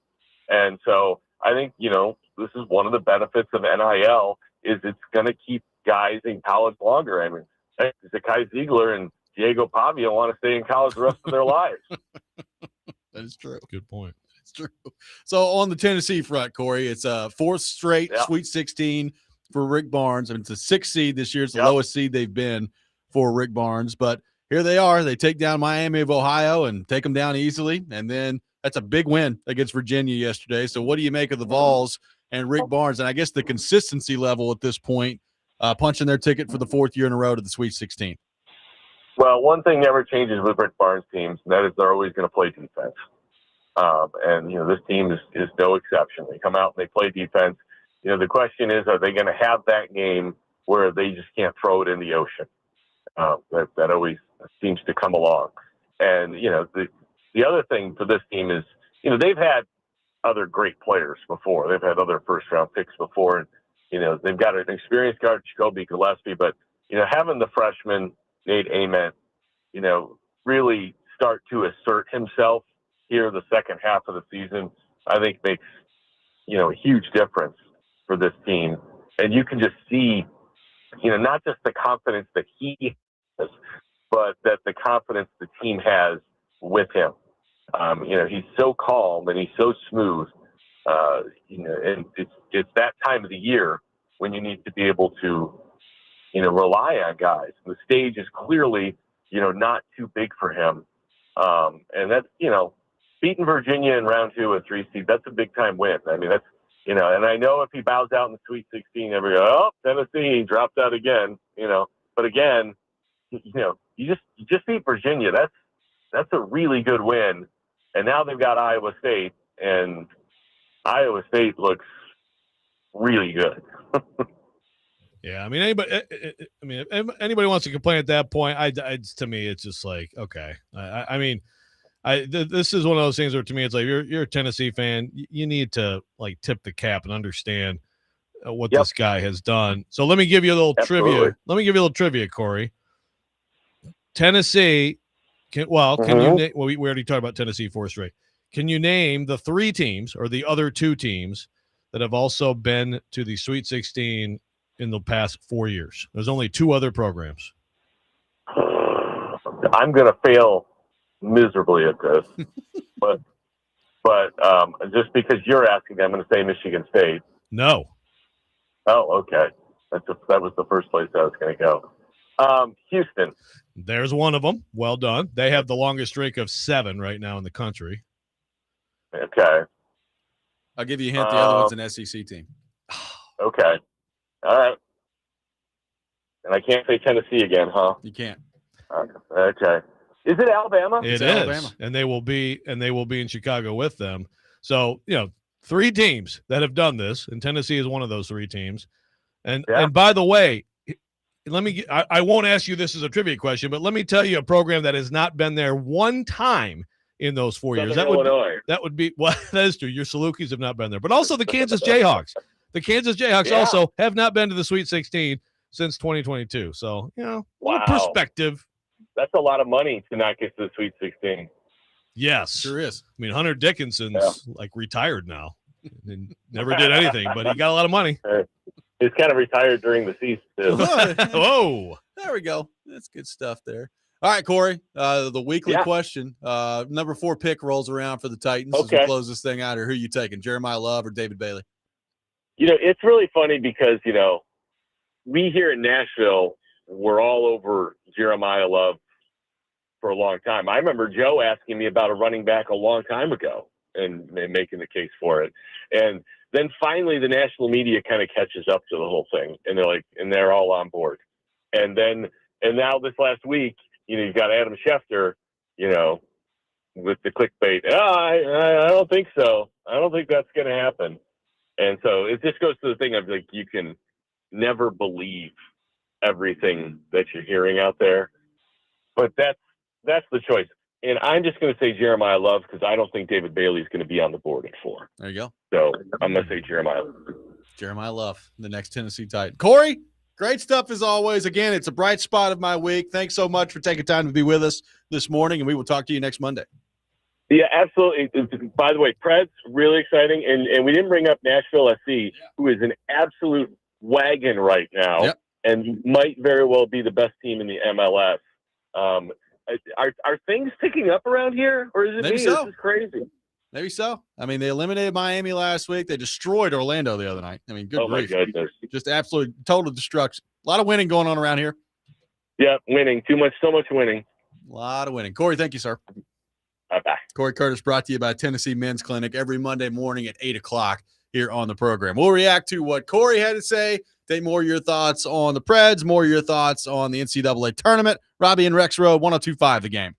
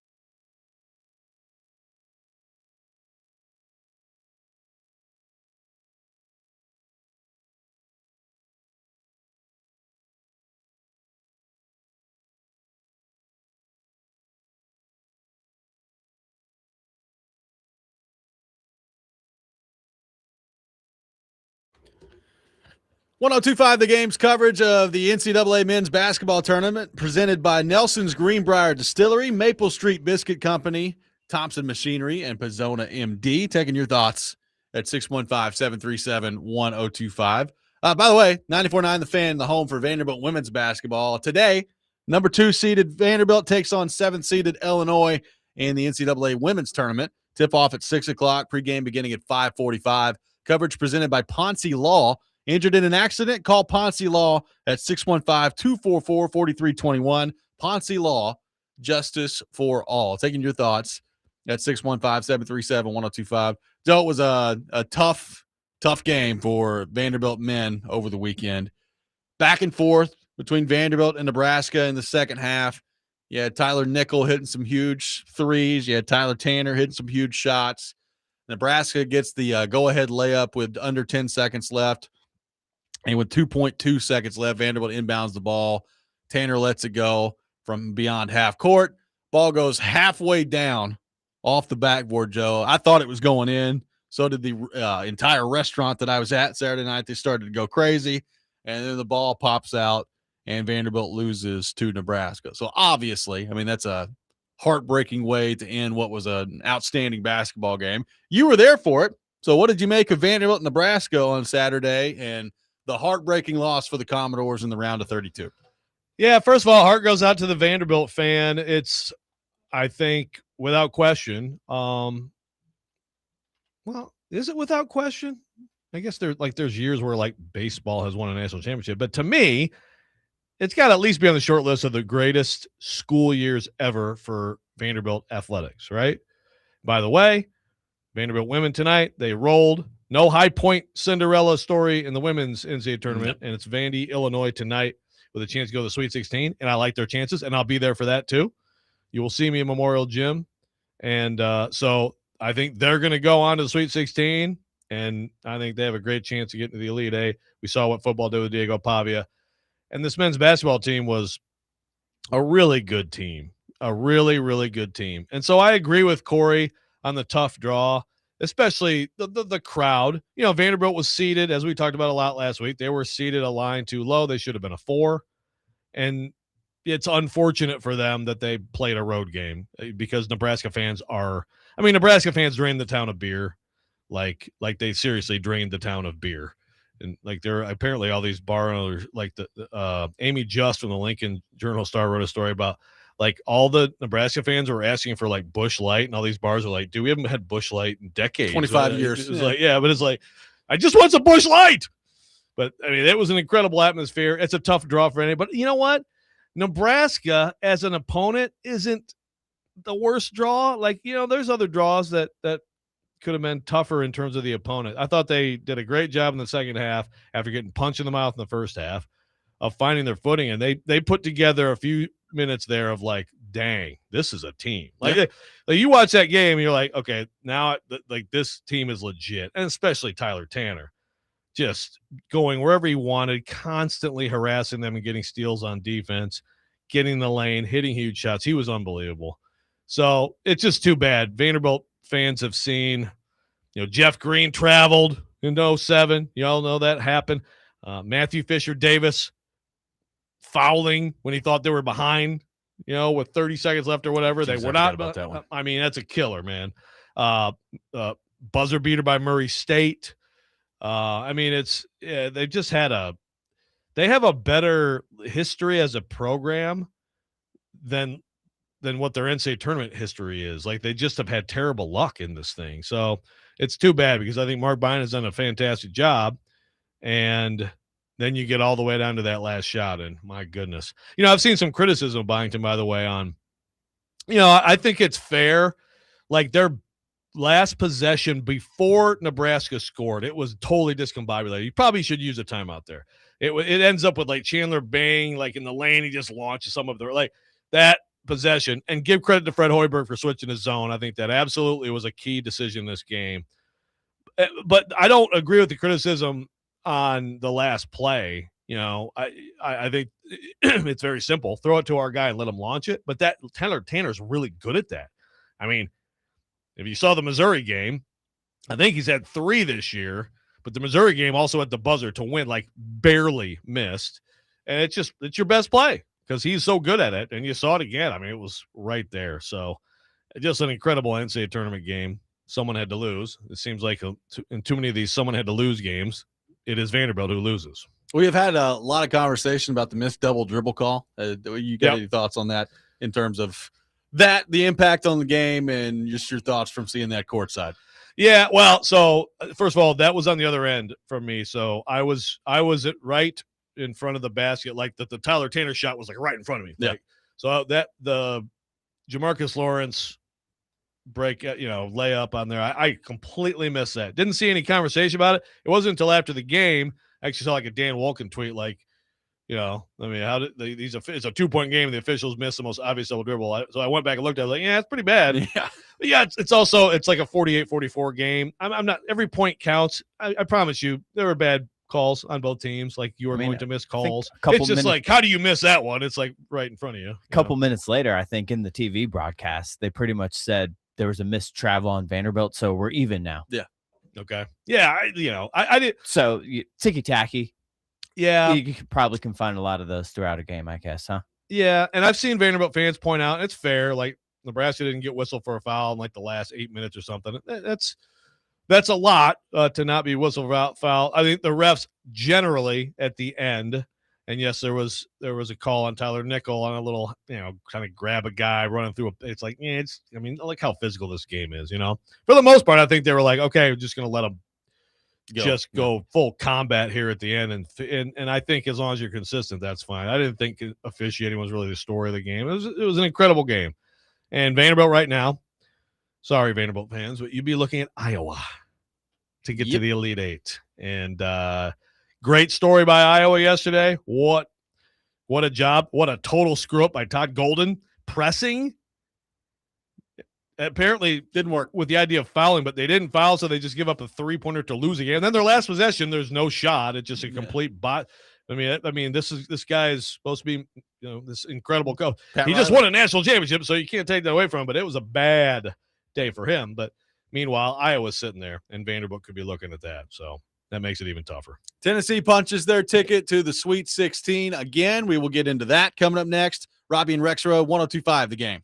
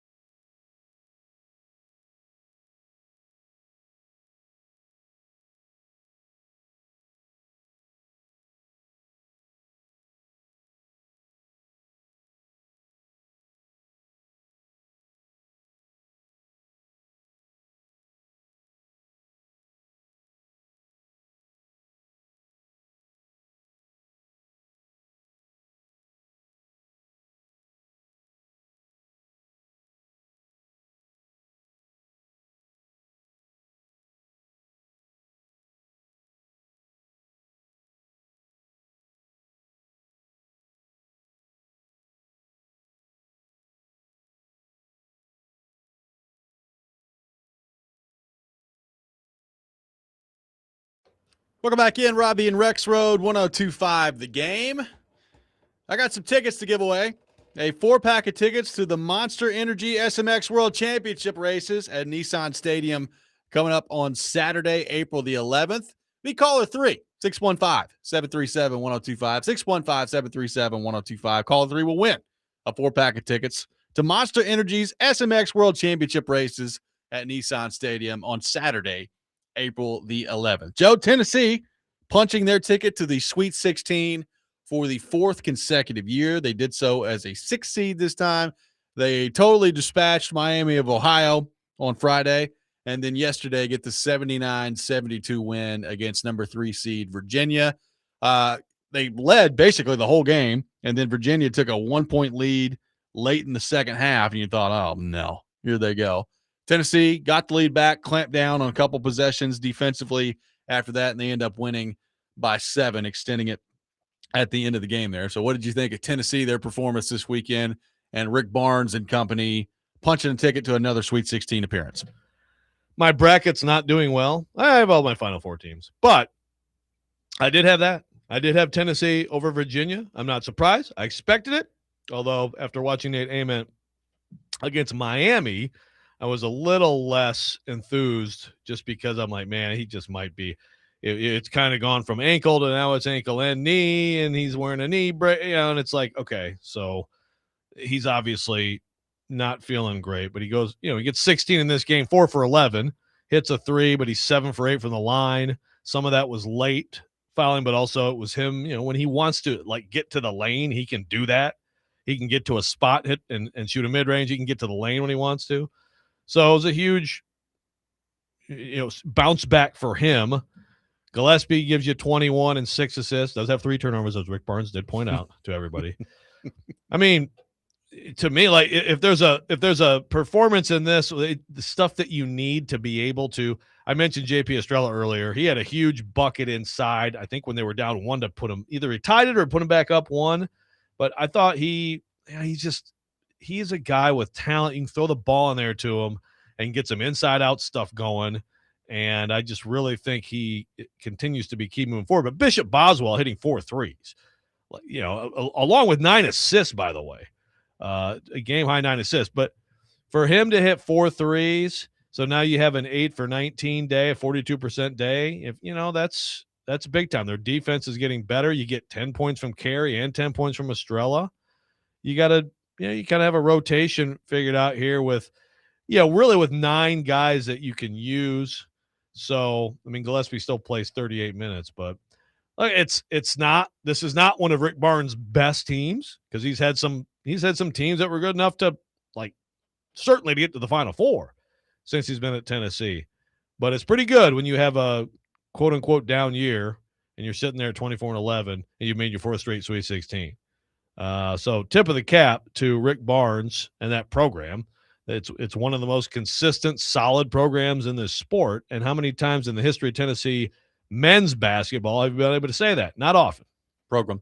Gillespie, like you said, 21 points yesterday. He was great against Miami of Ohio, and he's shooting the ball well. And we talked about that heading into the tournament. If he's shooting the ball well, Tennessee's going to have a good chance. Now, I say that. Now, they got nothing from Ament offensively on Friday, and they didn't need it. My guess is, and Ethan from Lawrenceburg is asking us about the Iowa State matchup. My guess is they're going to need it coming up on this weekend. If they're going to certainly get past Iowa State, Ament's probably going to have to be a big part of it. And Barnes talked about a couple times in the press conference yesterday. I mean, he looks out there, and I think he said, I saw Nate's face, and you can see he's fighting through some stuff out there still. So how healthy is Ament going to be by the time the game rolls around? We'll see. He ended up at 16 yesterday. So he's going to play. He's going to gut it out. How effective is he going to be, I think, is the real question. Yeah, and there's a huge question on Iowa State's side. Their best player, Joshua Jefferson, didn't play yesterday. It didn't matter. They beat the crap out of Kentucky. But is he going to be back? Because that's a change. When they have him, you have to consider them a national championship contender. The matchup part of this, I mean, Tennessee is 225th nationally in turnover percentage, 17.3%. That's, they struggle with turnovers sometimes. They're too loose with the ball sometimes. and it really gets them in trouble. By the way, Iowa State's opposing turnover percentage, 22.5%. They are fourth best in the country at forcing them. And if you saw the Kentucky game yesterday, I mean, Kentucky actually started out great, hitting shots, had a lead. I think they had a double digits lead in the first half. And then Iowa State just started taking the ball from them. That's what they do. So, like, if you can, if you're Tennessee and you can keep it to like 10-ish turnovers and you get Nate Ament playing a great game, okay, then you got a chance. But I think it's a tough matchup, especially if Jefferson plays. Let's head back to our phone line, driven by WilsonCountyHyundai.com. Welcome in Brian to the program. Brian, good morning. Thank you for calling in. Hey, fellas. I decided to crawl from under the rock I crawled under last week. Joe, I would like to issue a public apology to you. I convinced you to, maybe not convinced you, but I kind of encouraged you by thinking that TSU had a chance. You made the case. And I know that was my lock. Yeah, I know, and I feel bad for that Friday, okay. man, because when Friday comes, man, I would like to issue a public apology not only to you, but anybody else who changed their bracket because of me. That team that showed up Friday was not the one that I have seen play this year, but it was still a successful season nonetheless. And Iowa State looks like a team that really could go deep into the tournament. That's not the team that I've seen during the season. They were so inconsistent for the most part. Tennessee's going to have a tough matchup against them, but I think they actually have their talent and ability to pull that one out. But I'm looking forward to these Sweet 16 matchups. I don't think there's a bad matchup in the remaining bracket. But, fellas, that's all I got, man. Just wanted to call in and say sorry again, Joe, and I'll holler at y'all later, man. Thank you, y'all have a good one. Appreciate it, man. No need to apologize. Look at that accountability. No need for that. Yeah, we were talking about Hofstra in Alabama for a week, and that didn't go well. Yeah. Oh, yeah. I've said I said lots of stuff. Yeah, I said lots of stuff on here that I thought would happen that didn't. Yeah. And so people may have believed me. I hope not. But no, I appreciate that. That's more. I mean, Stilly, not one time ever in his life has he ever apologized for his horrible takes. And, it's true. I don't know why he had to take a stray there, but why not? The Sweet 16 matchups are pretty sweet. Yeah. No pun intended. Yes. Maybe some pun intended. But, I mean, Arizona, Arkansas, sign me up. Alabama, Michigan, obviously Tennessee, Iowa State. I mean, there's UConn and Michigan State. A lot of good ones out there. Duke, St. John's. A lot of good matchups. Yeah, I'm going to be there. I'm excited to see if Alabama can hit 23s and have a chance to beat Michigan and in Chicago. And I'll be there for Tennessee, Iowa State. I'm a little jealous that I'm not going to be there in D.C. for St. John's, Duke, and Michigan State, UConn. Yeah. That is and also it sucks that that's the same night I'm covering those other games. There's going to be a lot of streaming on Press Row. But, I mean, Arkansas, Arizona is definitely a game that I'm excited about, and Houston, Illinois. I mean, I might put that number one of games. God dang it, they're at the same time. So the Thursday early games, you got Texas, Purdue. Okay, that's our Cinderella, Texas, 11 seed. Are we officially declaring the Cinderella dead, by the way? This year, yes. I mean, yeah. I mean, anybody who declares that, next year, Liberty will be in the Sweet 16. And so it's okay. But is the Cinderella it's way less prevalent, and it's going to be less prevalent. Also, the 2010s, 15s, and 16s won like never before. For the first decades of a 16 or of a 64 team tournament, it was they're never going to win. So it's volatile right now. Right now, it does not favor them, as we know. But I'm now mad looking at this. Iowa, Nebraska, Texas, Purdue are both early. So Arkansas, Arizona, and Houston, Illinois are at the same time. It's just they're 20 games, minutes staggered. Yeah. Those games are too good, though, to be at the same time. But hey, whatever. I have to find something to complain about. I agree. There's every single game is compelling to some extent moving forward here. Yeah, Rick Barnes in practice this week is just going to exclusively scream at Jacoby Gillespie about not turning the ball over against Iowa State. Jacoby, you can't turn the ball over. Jacoby, if you turn it over one time, I'm taking you out. Yeah, well, I think Rick Barnes should use 7 scout teamers on defense. And seriously, you give them, because they have an incredible knack for just doubling randomly and just trapping, and all of a sudden they rip the ball away. They are problematic. We turn it over in ways that we shouldn't turn it over. Jacoby trying to do too much at some point. Hi, Jacoby, down there. Hey, by the way, how's it going down there? Yeah, you I really love it. disappointed me, Jacoby. He does not care, and I love it. I do too. 615-737-1025 is our phone number. Final thoughts on the NCAA tournament. Preds are back in a playoff spot as we enter into NHL action today. Take your thoughts on all that. Robby and Rexrode, 1025 The Game.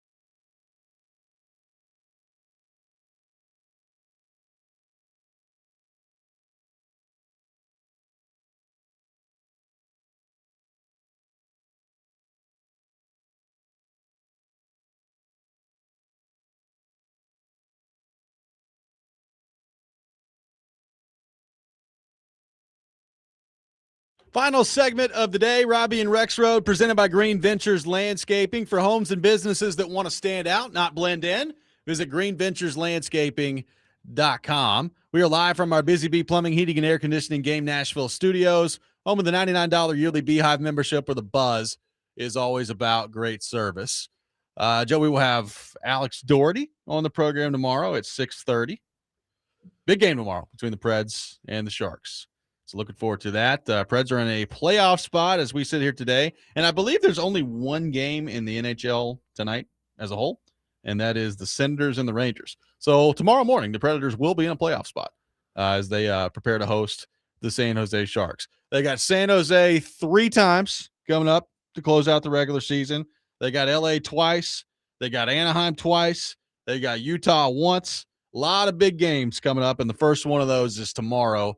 And obviously every game they play is big, but directly against some of these teams, I mean, that's going to determine whether or not they're in there, is how they do against the San Jose's and the LA's of the world coming down the stretch. Yeah, so not only is it meaningful hockey at this point that they've earned for themselves, which you have to tip the cap to them, but also it's actually directly competing with the team, and that makes it even better, right? I mean, that the fact that you're not just standings watching while trying to win games, you're actually like, here, it's right in your hands. Here you go. Beat that team. So pretty interesting. You think about, Preds and as we talked about this last week, the Preds and Sharks playing a meaningful game. Yeah. How about, if the Preds really ramp it up here, could we have Preds Ducks as a playoff series? How about that? We're hearkening back to a decade ago or so. Yeah. 2016 all over again. Could be. That's interesting. Look, the Ducks, we talked about it earlier. They're 5 points back, where the Predators are right now, of Utah for a wild card 1. So it's unlikely that they're going to catch them, but it's not impossible. And they do play Utah once during that stretch. So if you could get to the Pacific side of the bracket, where you'd be taking on either the Ducks or the Golden Knights, or maybe the Oilers, depending on how hot they get down the stretch here. Like if Anaheim holds on and wins the Pacific Division, I'd sign up for that right now if I'm the Predators.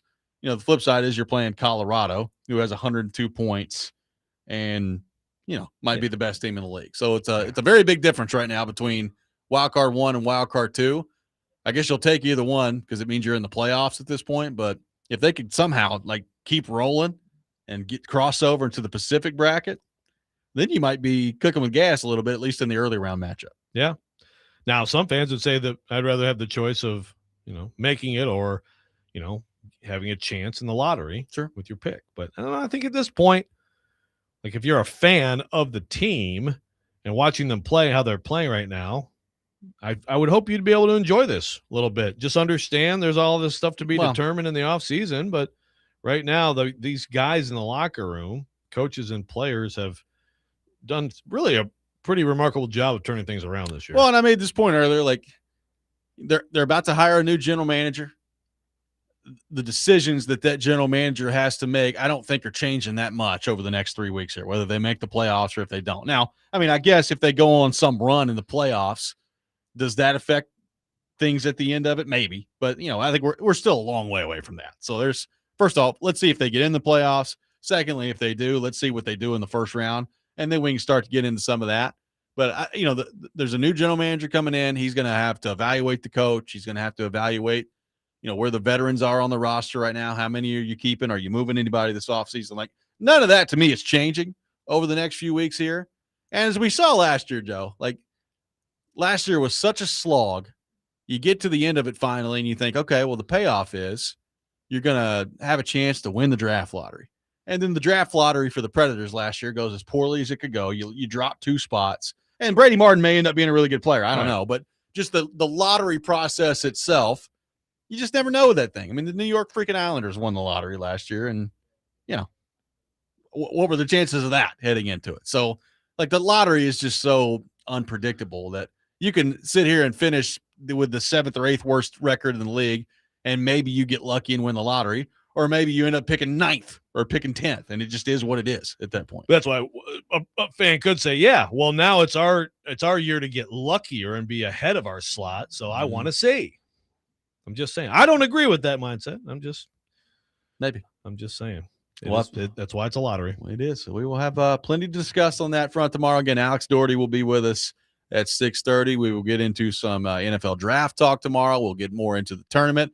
A lot of stuff going on this time of year, Joe. It's a good time of year. It is. And as Jake Lyman is about to come in here, I will be with him tonight at Memorial Gym for the big second-round game, see if Vanderbilt can get to the Sweet 16. There you go. So lots coming your way. And by the way, that broadcast will be on 94.9 The Fan tonight, so make sure you're tuned in for that. That does it for us today here on the program. We'll be back 6 a.m. tomorrow. Next Man Up with Jake Lyman is coming up next. You're listening to 102.5 The Game.